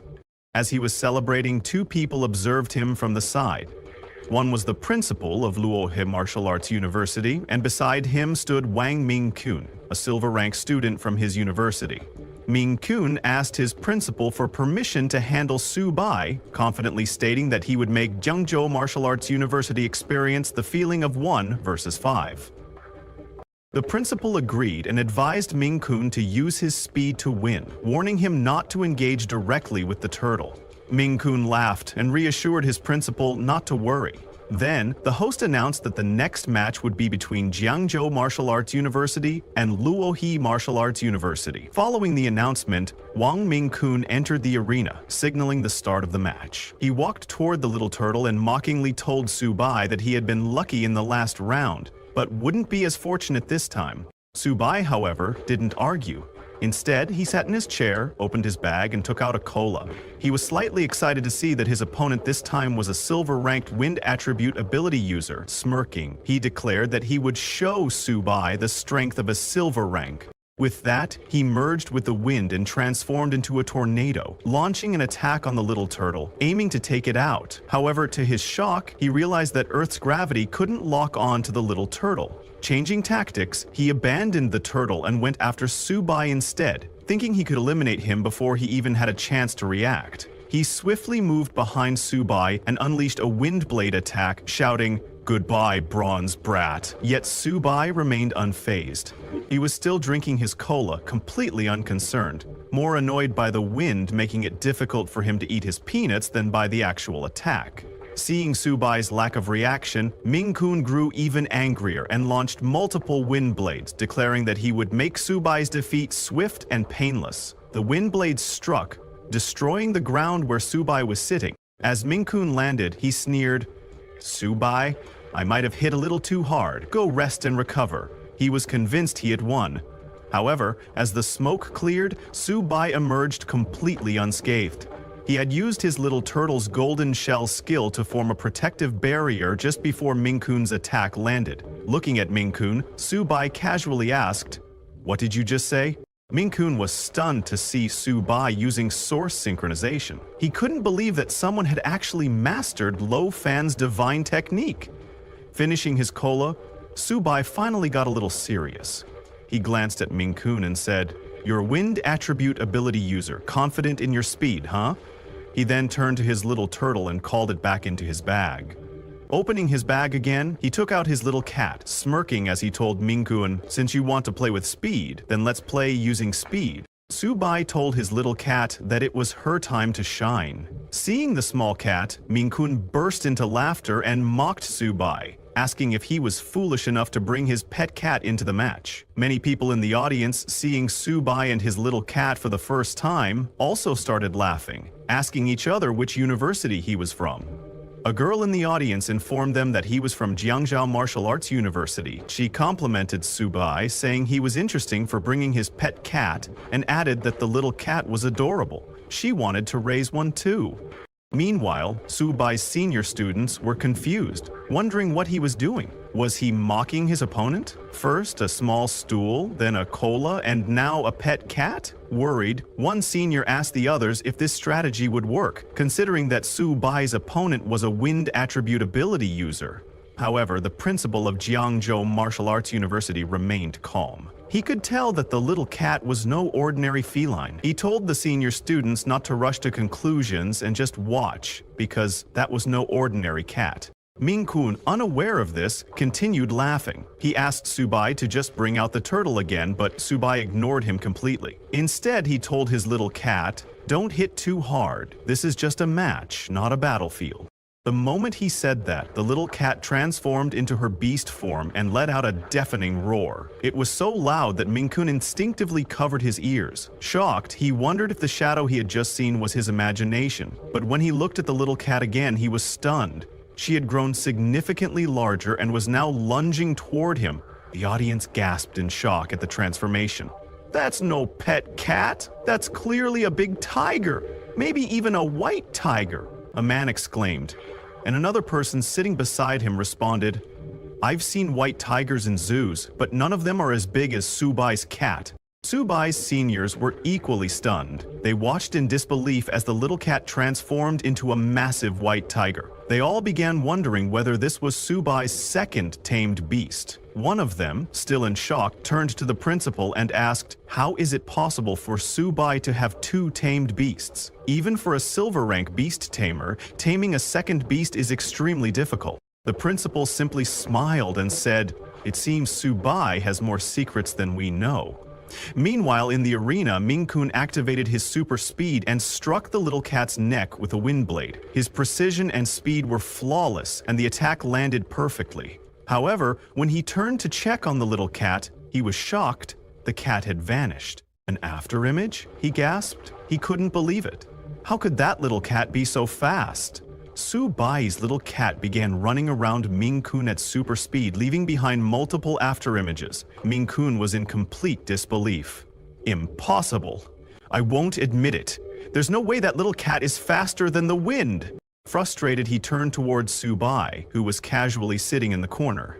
"Forget the cat. As long as I defeat Subai, I win," he thought. Determined, Ming-kun charged at Subai at full speed. However, before he could reach him, the little cat was already there, blocking his path. She raised her massive paw to strike. Ming-kun was too stunned to react. "This is impossible!" he shouted. But he had no time to dodge. In a single, powerful swipe, Subai's little cat sent Ming-kun flying out of the arena. Ming-kun hit the ground with a solid impact and lost consciousness. The host appeared on the big screen and announced, "Jiangzhou Martial Arts University's Subai wins." The audience was in shock. Subai, a mid-tier bronze rank, had just defeated a silver rank captain from a prestigious university. A man in the crowd commented, "That was almost complete domination. Is this even real?" A girl from Jiangzhou Martial Arts University asked, "Why does it feel like Subai's white tiger is even fiercer than his turtle? What's the deal with this big tiger?" Regardless of what the audience was thinking, one thing was clear. Subai had won, and the entire arena erupted in cheers. The judges panel, one judge turned to the others and asked, "I've never heard of this Subai guy before. What year is he at Jiangzhou Martial Arts University?" Another judge, seated nearby, commented, "Even the top students from elite universities in the capital and the army aren't this strong." He continued, "Jiangzhou Martial Arts University actually produced such a monster this year. They're about to rise in the rankings." Meanwhile, at the Imperial City Martial Arts University's rest area, a student from Imperial City Martial Arts University scoffed, "That Ming-kun from Luhui Martial Arts University is too weak." Looking at Subai on the screen, another student clenched his fists in anger and said, "That country bumpkin bringing two tamed beasts to freeload on our tens of thousands worth of buffet? If we meet him, we won't let him off easy." The Imperial City Martial Arts University captain, Zixuan, laughed and told his teammates, "Subai is too cocky. If we face him in the semifinals, beat him to a pulp." His teammates nodded in agreement, saying, "That country bumpkin needs to be taught a lesson." Back in the arena, Subai's little cat continued dominating her matches. She easily overpowered the second participant from Luohe Martial Arts University, completely crushing him. When the third participant entered the arena, the little cat sent him flying in just 2 seconds, winning the match instantly. The fourth opponent was an ice attribute user who quickly created an ice wall to block the little cat's attack. But his defense didn't last long. Her overwhelming strength shattered the wall, and Subai won the fourth match as well. After the match, the host appeared on the big screen and announced, Congratulations to Jiangzhou Martial Arts University for advancing to the top 4. The entire audience erupted in cheers. Jiangzhou Martial Arts University rises to the top, they chanted. Seeing Subai win and advance to the top 4, Jiangzhou Martial Arts University's principal was so overwhelmed with emotion that he started crying. Heaven has eyes. Our Jiangzhou Martial Arts University has finally made it to the top 4, he exclaimed. When Subai returned to his team, all his seniors praised him enthusiastically. One excited senior said, "Now let's see who dares to look down on Jiangzhou Martial Arts University." The principal rushed towards Subai, grabbing his hand. "Subai, you truly didn't let us down," he said with tears in his eyes. Then, with a proud smile, he added, "You are the greatest contributor to Jiangzhou Martial Arts University in centuries." Subai remained humble, responding, "It's my duty." The principal patted his shoulder and told him to sit down. Holding Subai's hand firmly, he said, "Making it to the top 4 completes our mission. This will be the most glorious page in our university's history." Turning to the other students, he declared, "Rest assured, your contributions to the university will be richly rewarded." Subai was shocked. "Wait, aren't there still the top 4 matches? How is the mission already completed?" he asked. It didn't take long for Subai to realize his old principal's true intentions. He was planning to give up and hand over the championship's billions of resources to another university. But Subai wouldn't accept that. The principal told Subai that their goal of securing a top 6 position and aiming for the top 4 had already been achieved. Then, looking at Subai, he asked, "You're not thinking of challenging the 3 top-tier universities, are you?" Subai's seniors were shocked upon hearing that he wanted to challenge the top-tier universities. Confused, Subai asked his principal, "Why can't I challenge them?" Without waiting for an answer, Subai immediately stood up and said, "Look at Madu Martial University. Just their gate alone cost 1.8 billion. Even if Jiangzhou Martial University becomes the 4th-ranked school, we wouldn't dare to be so extravagant." Turning to his seniors, he declared, "In my opinion, we should aim for 1st place and rebuild our university gate. We can't let down the expectations of the people of Jiangzhou. We must strive for the championship." Hearing Subai's words, the other seniors were inspired and told their principal, "Subai is right. We can't give up like this." One senior, looking at Subai, admitted, "Although I find you quite annoying, your performance proves you're a worthy captain." They all agreed that Subai would lead and arrange their strategy for the top 4 matches. Hearing their determination, the principal stood up and praised them, saying, "Your enthusiasm and courage are commendable." Then he instructed them, "Let's go back and rest. Prepare well for tomorrow's top 4 matches and strive for 1st place." With their principal's approval, all the students left. Watching them go, the principal sighed and thought to himself, "These kids are still young and impulsive. They actually want to challenge the 3 top-tier schools?" Meanwhile, at Dragon Nation's Supreme Military Command, meeting was in progress. A secretary informed the Marshal, "The 100 Universities League is about to enter the top 4 finals and is expected to conclude in 2 days. Meanwhile, the military preparations for the counterattack against the myriad races are complete. Our forces are gathered at the front lines, ready to launch the counterattack at any moment." Hearing this, the Marshal nodded and said, "Good. Once the 100 Universities League concludes, the counterattack against the myriad races will officially begin. All students must also go to the battlefield to fight." At his command, all military personnel stood up, saluted, and shouted in unison, "To avenge the tens of thousands of students and mentors who died, those who offend Dragon Nation, no matter how far, will be punished." The next morning at Modu Hotel, in Subai's room, he was practicing his martial arts using a book he had obtained from the library. Meanwhile, Little Turtle and Little Cat were happily eating the food Subai had gotten for them from the hotel's buffet. As Subai trained, he suddenly floated in midair, and a huge surge of energy burst forth from his body. It was the activation of his Holy Beast armament. Just as it activated, Subai unexpectedly swapped places with Little Turtle. In an instant, Subai appeared where Little Turtle had been eating, and Little Turtle fell onto the sofa where Subai had been floating. Subai was shocked and couldn't understand what had just happened. Suddenly, a system notification appeared. Congratulations, Subai, you have successfully comprehended the Beast Tamer's exclusive talent skill, transposition, the system explained. With this transposition skill, within a range of 1 kilometer, the Beast Tamer and their tamed beast can swap positions, ignoring all restrictions. Still in shock, Subai turned to Little Turtle, who looked even more stunned than he was. Subai thought to himself, just now, Little Turtle and I instantly swapped positions. What kind of skill is this? But he didn't pay much attention to it, thinking, more skills won't hurt, and they might have unexpected effects on the battlefield. He picked up his bag and asked Little Turtle and Little Cat, "Let's go, we're going to challenge the 3 top-tier schools." Then he left for the competition. At the stadium, the host addressed the audience. After yesterday's intense battles, the 100 Universities League has finally entered the top 4 competition stage. She then introduced the first competing team, the Great Wall Guardian Military Academy. She explained, the Great Wall Guardian Military Academy was originally a military base of the Great Wall Guardians, established in 1907. It was one of the first military bases erected on the Myriad Races battlefield. In its 94-year history, the Myriad Races have launched hundreds of campaigns against this academy, yet its students and mentors fought to the death, killing countless Myriad Race beasts and warriors. And today, it still stands tall. The motto of the Great Wall Guardian Military Academy is, "As long as the Myriad Races exist, the Great Wall will never fall."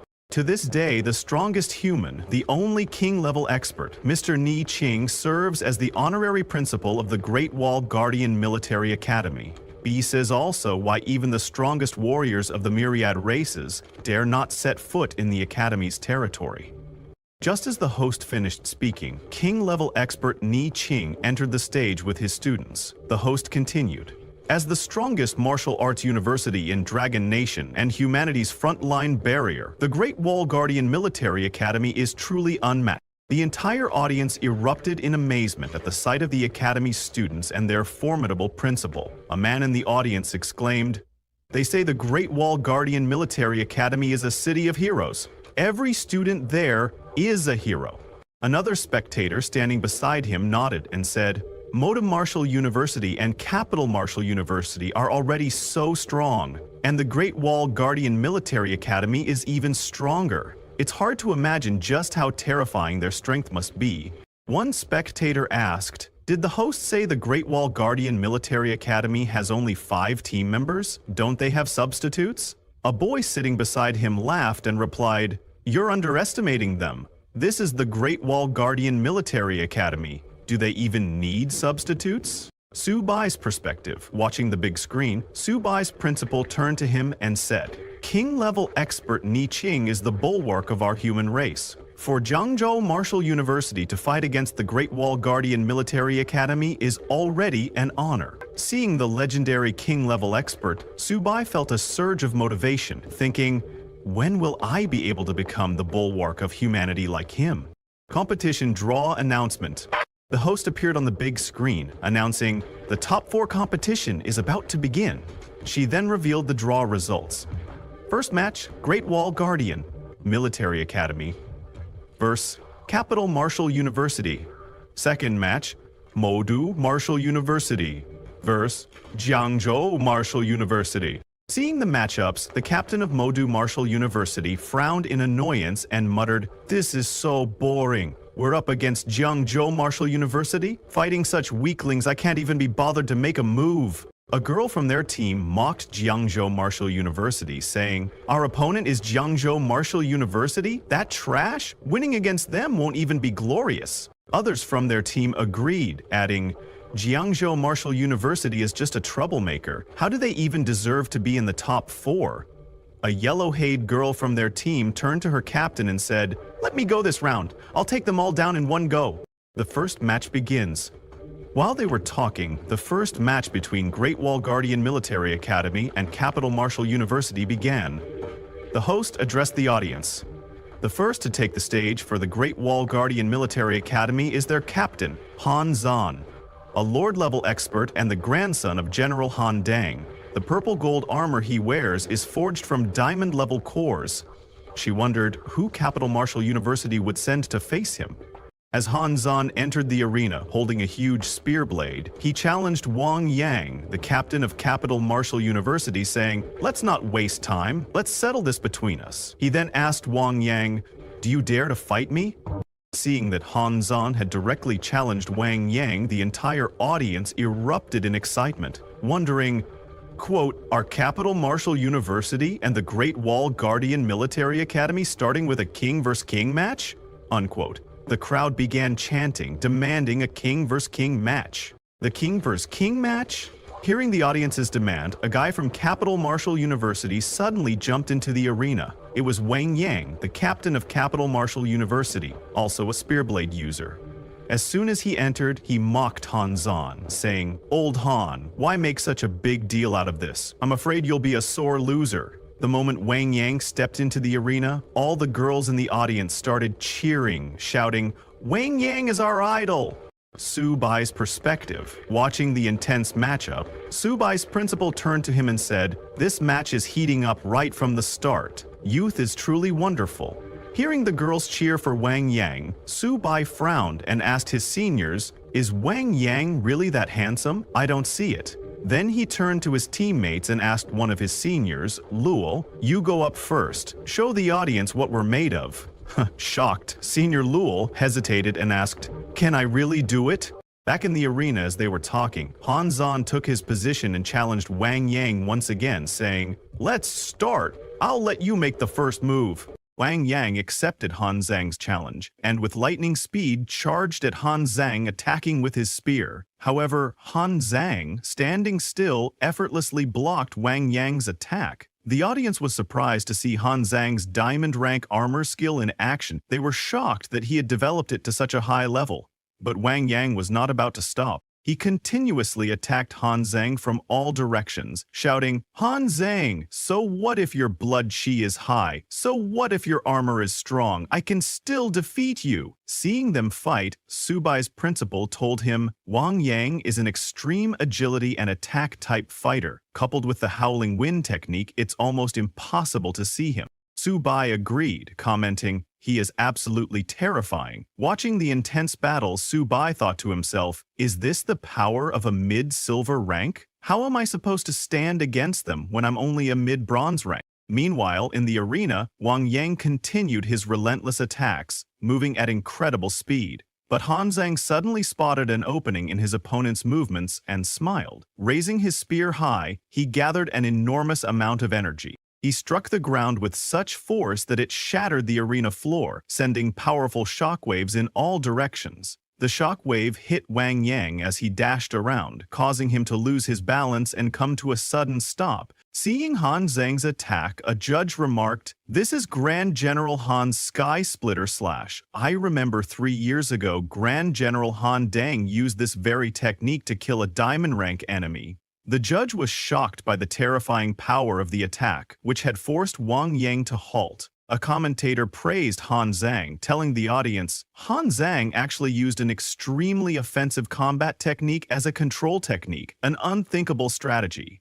Another commentator added, "Brilliant. Han Zhang truly deserves to be the top warrior of Military Martial University." While everyone was praising Han Zhang, Wang Yang stood up once again, refusing to go down so easily. Swinging his spear, he charged at Han Zhang with full force, aiming to end the match in a single decisive blow. Seeing Wang Yang's direct confrontation, Han Zhang told him, "You're going to lose." With that, he unleashed his most powerful move. A sudden explosion of flames erupted in the arena, even terrifying the audience. Han Zhang's attack was so powerful that Wang Yang couldn't even reach him. The sheer force of the strike shattered Wang Yang's spear, along with every bone in his body. Seeing Wang Yang's condition, the audience murmured in concern, some saying, "That was too harsh." The audience felt even worse upon realizing that Han Zhang had only struck Wang Yang with the back of his blade. If he had used the sharp edge, Wang Yang, the captain of Imperial Capital Martial University, would likely have been a corpse by now. Some people in the crowd were outraged, saying, "It's just a competition. Was it really necessary to go for the kill? It's a tournament. Why not show some restraint?" While the crowd murmured, Wang Yang slowly stood up again, using his spear for support. He praised Han Zhang, saying, "You are truly amazing." Then he officially admitted defeat. The host immediately announced, "Semi-partial first-round Great Wall Guard Marshal University wins." It was Han Zhang's victory, but after delivering that final strike, his right hand was visibly shaking. Seeing Han Zhang's overwhelming power, Subai remarked, "It seems Great Wall Guard Marshal University is really strong." At that moment, Subai's principal stepped forward and said, "Now that the first round is over, it's our turn." He then turned to a student named Luo Yang and asked, "Are you ready?" Luo Yang confidently replied, "I'm ready," saying that he entered the arena. The principal reminded, but Luo Yang, full of confidence, drew his longsword and reassured his principal, "Don't worry, I won't embarrass Jiangzhou Martial University." For the second round, Imperial City Martial Arts University sent out a black-haired boy named Zhang Leiqiao. As soon as Zhang stepped into the arena, the match began. Zhang was a dual blade user. Upon entering, he drew his two blackened blades and laughed, saying, "This is going to be fun." He had the air of a lunatic, someone who looked down on his opponent. Licking his blade, he sneered at Luo Yang, "Little brother, how do you want me to play with you?" Hearing his mocking words, Luo Yang grew furious and charged at Zhang, shouting, "Bring it on!" With full force, he swung his sword at Zhang, but Zhang effortlessly dodged with a slight movement and taunted, "Is that all you've got?" Then, with incredible speed, Zhang moved in and slashed Luo multiple times with his dual blades. Cuts appeared all over Luo's body, but he refused to fall. Seeing this, Zhang laughed and said, "Little brother, let me write a few words on you." Saying that, he began carving into Luo's back with his blades. Laughing maniacally, he taunted, "I'm going to toy with you." Seeing Zhen's merciless attacks, one of Luo's teammates said, "This is going too far. This is pure humiliation." Another teammate turned to their principal and pleaded, "Please, let..." Luo Yang was about to be carried down, but Subai stopped them. He told his teammates, "Luo is defending his dignity, the dignity of Jiangzhou Martial University." In the arena, after relentlessly attacking, Zhang suddenly stopped and placed his blade against Luo's neck. "If you don't surrender, it'll only get worse. Aren't you afraid?" he taunted. But Luo, covered in cuts and too weak to even lift his sword, looked Zhang in the eyes and said, "Jiangzhou Martial University will never surrender." Hearing this, Zhang stabbed Luo with his blade and asked again, "Still refusing to surrender?" Luo coughed up blood but stubbornly replied, "I will never surrender." Zhang's eyes turned red with rage. He started striking Luo repeatedly like a madman who took pleasure in cutting others. Laughing, he sneered, "Let's see how long you can last." But Luo, gritting his teeth, continued taking the blows, repeating over and over, "I will never surrender." At last, Luo lost consciousness and collapsed to the ground. Seeing this, someone in the audience muttered, "This is way too cruel. Does Zhang have no humanity?" A girl in the crowd asked, "Isn't this too much, torturing an opponent like this?" As Luo lay unconscious, the host finally announced, "Magic City Martial University's Zhang Leiqiao wins the first match." Subai and his teammates rushed toward Luo to check on him. Furious, Subai glared at Magic City Martial University and shouted, "You've gone too far!" One of Subai's seniors stepped forward and carried Luo down in his arms. As Luo was taken away, another of Subai's seniors, Bai Ning, entered the arena. Turning to his principal, he declared, "I'm going next. I won't let Zhang act so arrogantly." Subai's principal warned him, "Be careful, don't fight Zhang head-on." Bai Ning, a skilled swordsman, nodded in determination. As Zhang entered the arena, he laughed and said, "Another one? But this one doesn't look very durable." Drawing his sword in anger, Ning snapped back, "You talk too much." The host immediately announced the start of the second round. The moment the match began, Ning charged at Zhang, shouting, "Zhang, I want your life!" He swung his sword with full force, but just like before, Zhang effortlessly dodged his attack. Realizing that Ning was truly ruthless and determined to kill him, Zhang swiftly moved and counterattacked, saying, "I won't give you the chance to strike." Both fighters continued their relentless assault, each aiming for the kill. Watching the brutal exchange, a spectator in the audience asked in shock, "Are they really just students? Is this what a battle between students looks like? This is insane." People in the crowd began to grow anxious. One person said, "They should call it a draw. If this keeps going, one of them's going to die." Another added, even from hundreds of meters away, I can smell the thick scent of blood. This is terrifying. Inside the arena, both Ning and Zhang suffered wounds from each other's blades. As Zhang started to bleed, a flicker of fear appeared in his eyes. Are you trying to die? He shouted at Ning. Despite his injuries, Ning gritted his teeth and replied, I told you, I want your life. He swung his sword toward Zhang's neck, but Zhang dodged at the last second and countered by slashing Ning's leg. Before Ning could react, Zhang moved behind him and attempted to strike with both blades. However, Ning blocked the attack just in time with his sword. Zhang smirked and taunted. You're just a lowly bronze rank from a trash martial university. Tightening his grip on his blades, he sneered. You're going to lose. Still struggling, Ning glared at Zhang and said, Have you forgotten? Jiangzhou Martial University never gives up. With those words, Ning did something unthinkable. He turned the tip of his own sword toward himself. Without hesitation, he stabbed through both himself and Zhang. Zhang's eyes widened in shock. Are you insane? You're killing yourself too. Ning laughed through the pain and said, This isn't enough to kill me. Pushing his sword even deeper, he gritted his teeth and declared, This is how Jiangzhou Martial University fights. Unlike you, Zhang. You only know how to bully the weak, Ning shouted. Go to hell. With that, he drove his sword forward. In pain and fear, Zhang screamed, Don't kill me! I don't want to die! Desperate, he turned to his principal and begged, Save me! Just as he cried out, a hand appeared from behind and stopped Ning's sword. It was the Imperial City Martial Arts University principal stepping in to rescue his student. He declared, Magic City Martial University concedes this match. The host, taken aback, quickly announced, Magic City Martial University has conceded the match. The Imperial City Martial Arts University principal then pulled the sword out of both Zhang and Ning's bodies. At that moment, Subai's principal rushed into the arena, catching Ning before he collapsed. Furious, he turned to his opponent's principal and demanded, Is this what your Magic City Martial University students are like? First, they humiliate their opponents in the arena, and then they beg for help when facing death? As he carried Zhang out of the arena, the Imperial City Martial Arts University principal sneered at Subai's principal and said,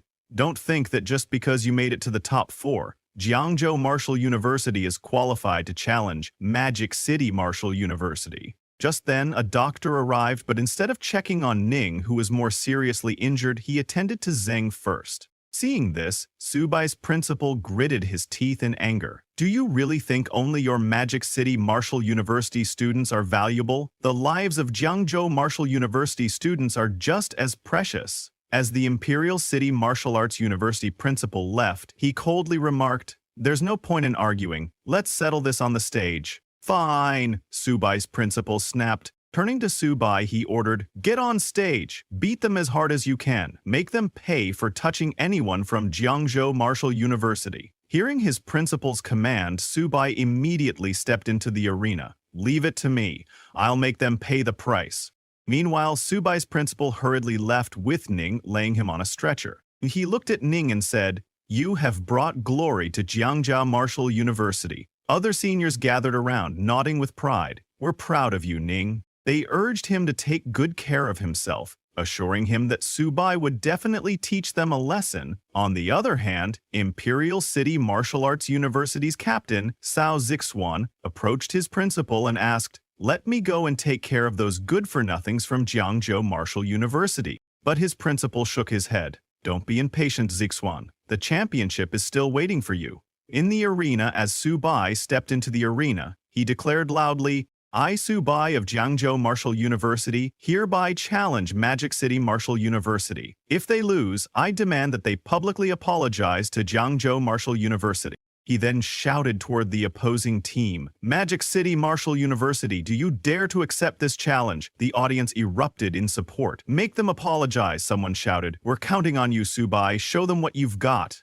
Excitement spread through the crowd and the atmosphere grew intense. A blogger covering the match asked his audience, Jiangzhou Martial University is openly challenging Magic City Martial University? Do you think they will apologize? Meanwhile, a journalist, watching the scene unfold, remarked, Jiangzhou Martial University is forcing a public apology from one of the nation's top schools. This is going to make headlines. Imperial City's response hearing Subai's demand. Imperial City Martial Arts University's Captain Zixuan scoff. You, from Jiangju Martial University, do you really think you're worthy of an apology? Another Imperial City student, Huang, stepped forward and turned to his principal. Let me go up and teach Subai a lesson, he said. I'll show Jiangzhou Martial University just how big the gap is between them and us. His principal nodded in approval. As Huang entered the arena, Subai smirked and asked, "So, are you here to apologize?"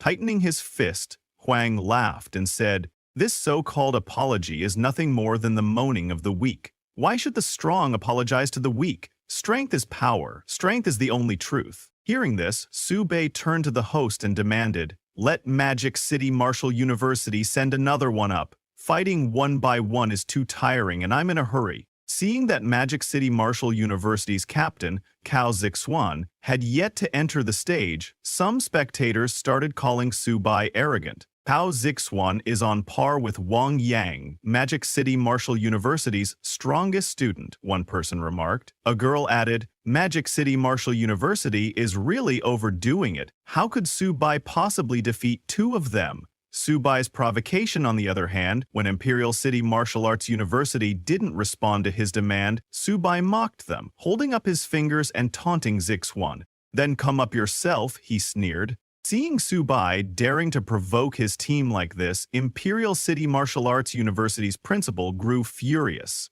"Zixuan," he ordered, "use your strength to show Jiangzhou Martial University that Magic City Martial University's dignity is not to be trampled on." Zixuan smirked. "All right."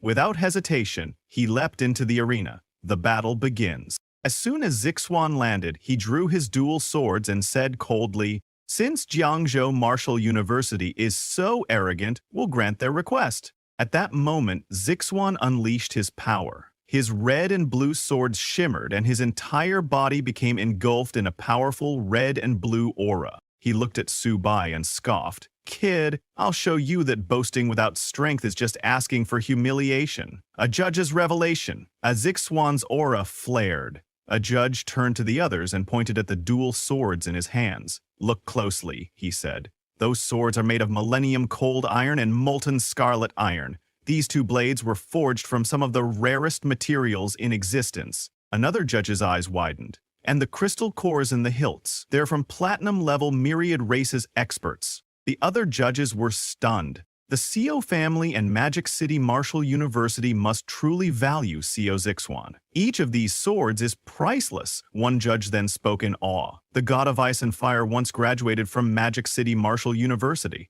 Before leaving, he passed down the strongest cultivation technique to them. Could it be that Seo Zixuan is cultivating that very technique?" As the audience buzzed with excitement, Zixuan, his aura still surging, turned to Subai and sneered, "Now, don't start making excuses." The battle escalates, accusing Magic City Martial University of bullying the weak. Zixuan gave Subai a chance to summon his tamed beasts. "You should call them out now," he warned, "otherwise you might not get another opportunity." Subai smirked. "Thanks for your kindness, but I'm enough to handle you all on my own. There's no need for tamed beasts." As he spoke, Subai unleashed his aura. Hearing this, Zixuan laughed mockingly. "A beast tamer who refuses to rely on his beasts? And you actually dare to fight us hand to hand?" A shocked senior turned to his principal. "How is Subai supposed to fight them like this?" The principal responded calmly, "Subai has activated shared origin." The fight begins in the arena. Seeing that Subai had no intention of summoning his beasts, Zixuan immediately charged at him, shouting, "Subai, you're too arrogant, you're courting death." Wang followed closely behind, sneering, "The weak should know their place." Seeing them rush at him, Subai smiled. "You two are really impatient." At that moment, he fully unleashed his aura. One by one, he activated Sharp Gold Spirit, Sharp Gold Ghost Shadow, and Earth Spirit Possession. With his body strengthened by all these buffs, Subai got ready to fight. Watching Zixuan and Huang approach, Subai declared, "I'll settle the score with all of you from Magic City Martial University." Just as Huang got close, Subai didn't even give him a chance to make a move. With a single devastating punch to the face, he sent Huang flying. A shocking display of power, Zixuan's eyes widened in shock. How is this possible? From the stands, a senior of Subai's exclaimed, Subai's speed has already reached the gold level. Another senior turned to him, frowning. How can a beast tamer's body be this strong? The first senior hesitated before another reminded him. Have you forgotten the combat power of the great master Luo Fan after he comprehended shared origin? Back then, he was nearly unstoppable. Hearing this, the first senior's expression darkened. Are you seriously comparing Subai to the great master Lu Fan? Isn't that an exaggeration? Subai's overwhelming strength in the arena, even Subai was momentarily surprised by his own power. He turned to Zixuan and asked, have you ever experienced true powerlessness? Hearing this, Zixuan gritted his teeth and raised both his fire and ice swords. I'll admit you have the qualifications to make me take you seriously, he growled, but that's all you've got? His eyes burned with determination as he pointed his sword at Subai. Prepare to die. With that, Zixuan unleashed a torrent of flames from his sword, sending them roaring towards Subai. But to his astonishment, the flames didn't even reach him. Subai shook his head. Is that all you've got? Before Zixuan could react, Subai vanished in a blur of speed. A second later, he reappeared right behind him. You're still too slow, he whispered, Huang's last stand. Meanwhile, Huang had managed to get back on his feet. He turned to Zixuan and shouted, let's attack him from both sides, but Zixuan realized the danger too late. Huang, be careful, he warned. However, it was already over. Subai whirled around with lightning speed and unleashed a flurry of punches and kicks on Huang. He didn't even give him a chance to react. After 7 brutal strikes, Huang started bleeding. Then, with a final devastating kick, Subai sent him flying once more. This time, Huang lost consciousness and collapsed to the ground. Subai stood over him and said coldly, these 7 attacks are payback for the 7 cuts you gave Luo. Zixuan's rage. Seeing Huang unconscious, Zixuan erupted in fury. He charged at Subai, roaring, Subai, come at me if you have the guts. Subai grinned as he watched Zixuan approach. I haven't had enough fun yet, he said. Angry at what Subai had done to Huang Zixuan, Zixuan became furious and charged at Subai, wielding both his fire and ice swords. He swung his swords, striking at Subai with flames and frost. However, when the attack reached Subai, he had already moved, leaving only an afterimage that was struck instead. Mocking Zixuan, Subai sneered, too disappointing. Using his super speed, Subai appeared behind Zixuan and taunted him. Is this all the strength the prodigies of Martial University have? Before Zixuan could react, Subai delivered a solid fire-infused punch that sent Zixuan flying through the air. While Zixuan soared, Subai gathered energy in his feet and mocked him again, saying, as Martial University's prodigy, why don't you fight back? You're just taking hits like this. With that, Subai leapt into the air and used both hands to launch a powerful attack. Seeing Subai charging with full force, Zixuan panicked and raised both swords to defend himself. Yet Subai didn't slow down. With overwhelming power, he punched Zixuan again, declaring, "You're too boring." The impact of Subai's attack was devastating, unleashing an explosion that shook the entire stadium. When the smoke cleared, Subai stood triumphantly over Zixuan. Mocking him once more, Subai grinned,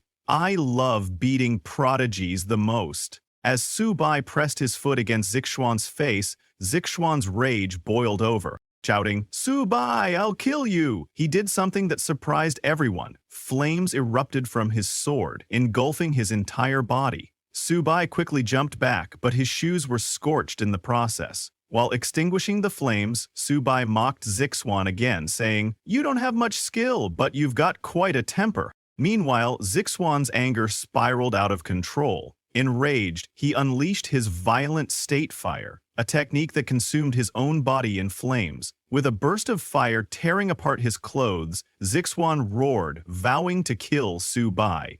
Seeing this, one of Subai's seniors anxiously asked their principal, "Has Subai gone too far with his taunts? Could this attack from Zixuan be dangerous?" The shocked principal replied, "For Zixuan to use such a powerful move, he's lost control." With his body ablaze, Zixuan leapt into the air, screaming that he would take Subai's life. Seeing him charge forward, Subai didn't attempt to dodge. Instead, he smirked. Finally, something interesting.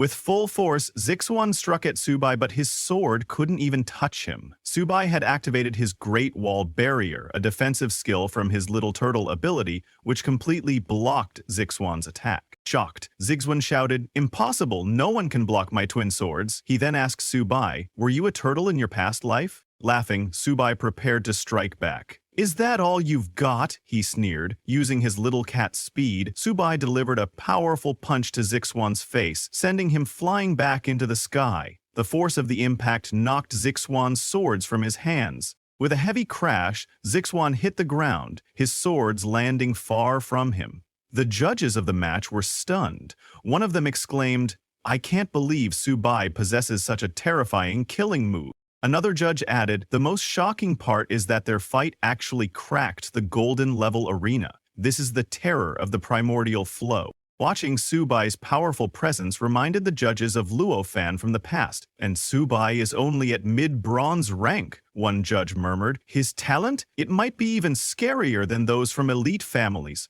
While the judges discussed this, Subai bent down and picked up Zixuan's swords.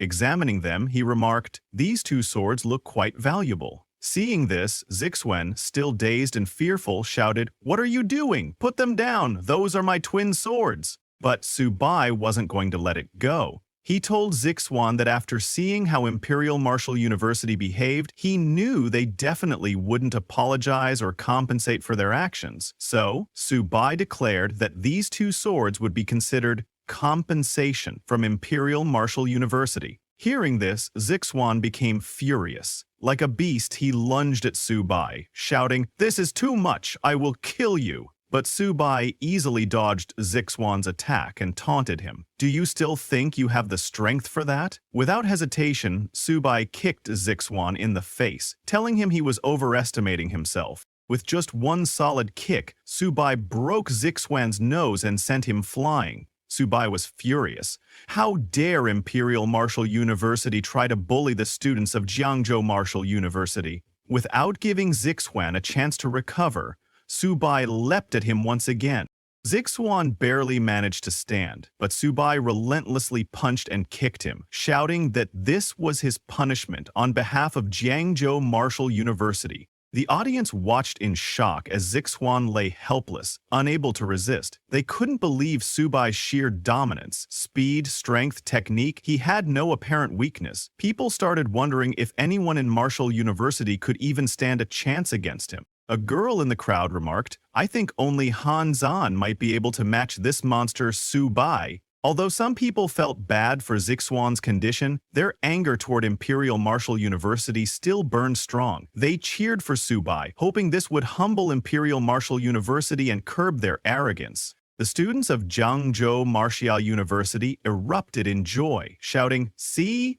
This is the price of provoking Jiangzhou Martial University." In the arena, Subai finally stopped after venting his frustration. Once satisfied and calm, he stepped back. The host then announced, "This round's winner is Jiangzhou Martial University's Subai." After the match ended, Subai calmed down and suddenly noticed Han Zan staring at him. Subai had sensed Han Zan's watchful gaze from the beginning, like a hawk observing its prey. When Han Zan saw Subai looking back, he smiled and said, "Jiangzhou Subai, I'll be waiting for you." Subai didn't hear him clearly and began leaving the arena, still examining Zixuan's swords. He thought to himself that since Zixuan had been so anxious about them, these swords must be quite valuable. As Subai was leaving, someone suddenly stopped him. It was the Imperial Martial University principal. "The match is over," the principal said. "You should return Zixuan's weapons to Martial University." But Subai casually slung the swords onto his back and replied, "The referee just said the arena is the battlefield, so weapons seized on the battlefield don't have to be returned." He then smiled and added, "But I'm not unreasonable. If Imperial Martial University apologizes to Jiangzhou Martial University, apologizes to all the ordinary martial academies they've bullied,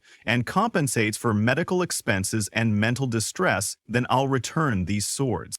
Hearing Subai's demands, the contestants of the competition erupted in support, shouting that Martial University had gone too far and must apologize. The crowd's chants grew louder, demanding Imperial Martial University to apologize. Outraged, the Imperial Martial University principal barked, "This is outrageous." But Subai didn't back down. He calmly asked, "Isn't this the survival of the fittest philosophy that your martial university believes in? I'm just treating you the same way you treat others." Hearing that, Subai's principal became excited and shouted, "Subai, well said. Let's see how Martial University saves face this time. Let's see if they dare to act arrogant again." Hearing this, Imperial Martial University's principal, a diamond rank hunter, became furious and unleashed his powerful aura. Enraged, he walked towards Subai, declaring that today he would teach this immature brat a lesson. Seeing the Imperial University principal release his aura,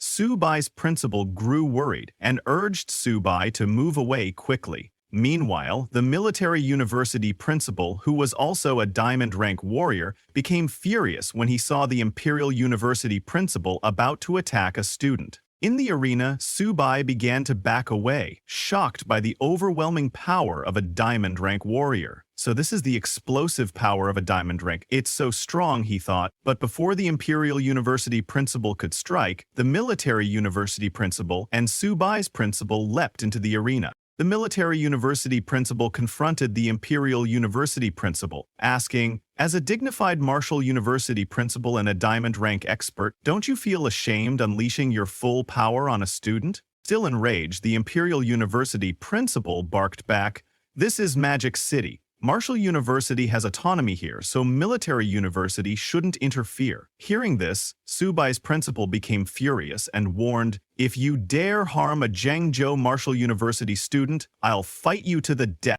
While they were arguing, a sudden bolt of lightning struck between them. Instantly, all the principals withdrew their auras and turned to look at the source. They saw a white-haired man floating in the sky. Zhao Yi, a Lord-level expert ranked 6th among the most powerful individuals. Seeing him, the Imperial University principal grew nervous and backed away, addressing him anxiously, "Elder Zhao." Elder Zhao descended to the ground, disappointment evident in his expression. "It's only been a few years since I left Imperial Martial University," Elder Zhao said sternly, "and you've already turned it into this chaotic mess." His gaze sharpened as he added, "To think you'd even attack a junior, what face do you have? What face do you have to remain the principal of Imperial Martial University when such outstanding talents are emerging from the younger generation?" The Imperial University principal stood silent, unable to respond in front of Elder Zhao. Turning to Subai, Elder Zhao said, "Young man from Zhengzhou Martial University, I watched your match. You were very impressive." On behalf of Imperial Martial University, Elder Zhao apologized to all martial arts institutions. Subai was surprised to see a Lord-level hunter apologizing to him. He told Elder Zhao, "You're too kind." Elder Zhao smiled faintly and said, "Our school's motto at Imperial Martial University is that only the strong can protect the peace of the nation. The strongest should be like the great Lo Fan. Possessing supreme power yet failing to protect peace is a grave mistake." Elder Zhao continued, "In recent years, Imperial Martial University has neglected the responsibility and duty that those who cultivate strength should uphold, and that's a serious failure.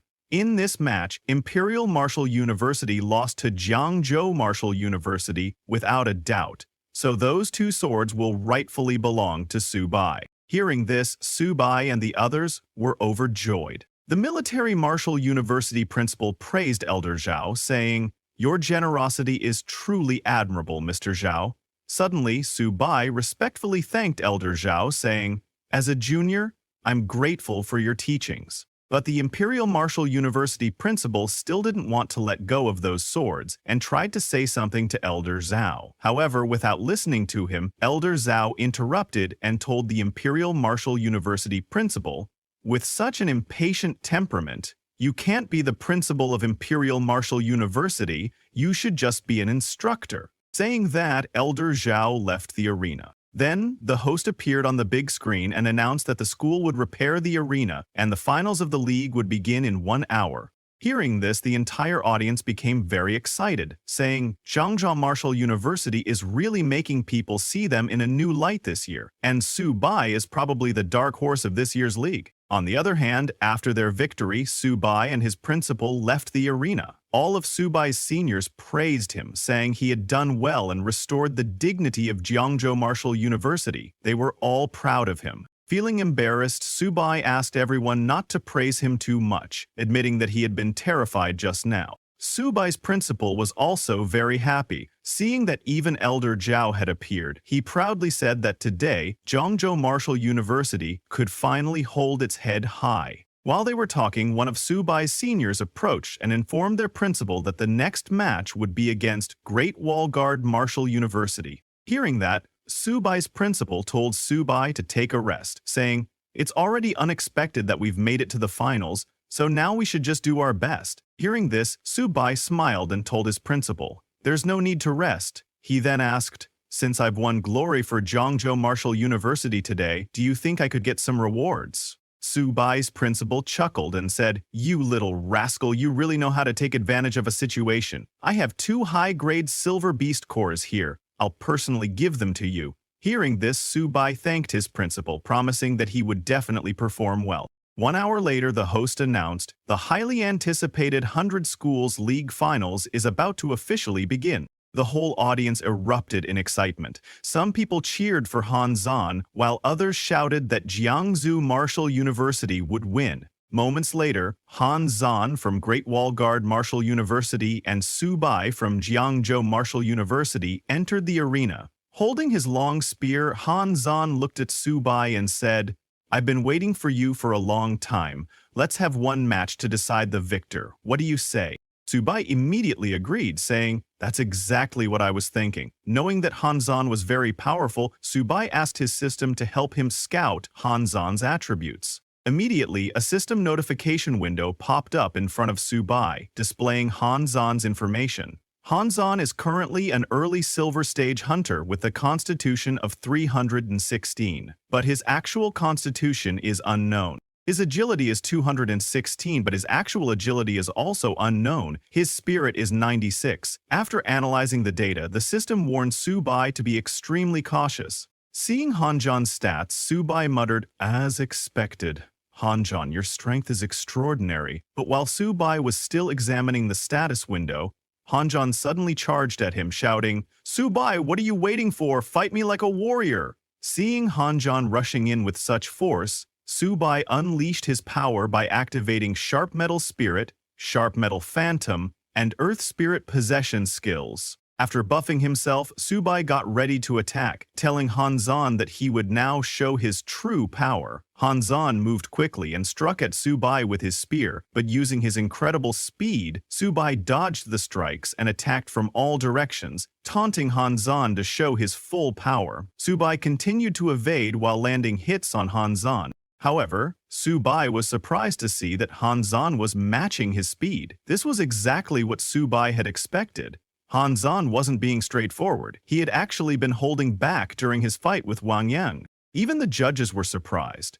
Han Zhan hadn't displayed this level of speed when he fought Wang Yang last time. They quickly realized that Han Zhan had been hiding his true strength even in that match. One judge commented, "I previously thought Han Zhan's speed was his weakness, but looking at him now, it's clear that he has no weaknesses in speed, power, or defense. Han Zhan is truly an unrivaled force among the younger generation."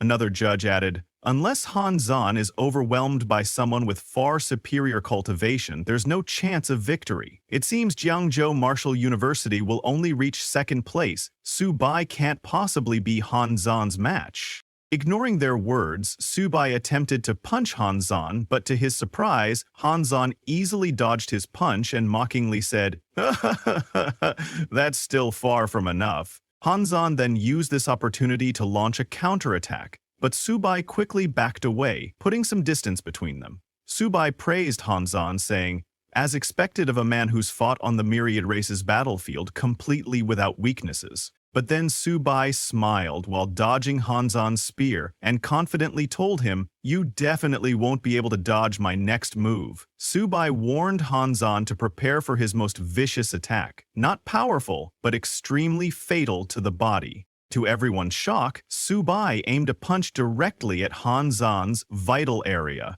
The audience erupted in laughter, with some shouting that Subai's move was dirty and despicable, yet effective. Some people cheered for Subai, calling him awesome and saying they admired no one but him. Others were outraged, questioning whether such an attack was against the rules. However, some spectators defended Subai, saying, "What rules?" The deputy commander said this is a real battle. Winning is all that matters. After being hit in such a vulnerable spot, Han Zan's whole body froze. Trembling in pain, he asked Subai, "Why resort to such a shameless attack?" Subai laughed and replied, "The arena is like a battlefield." Taking advantage of Han Zan's weakened state, Subai leapt forward to strike again.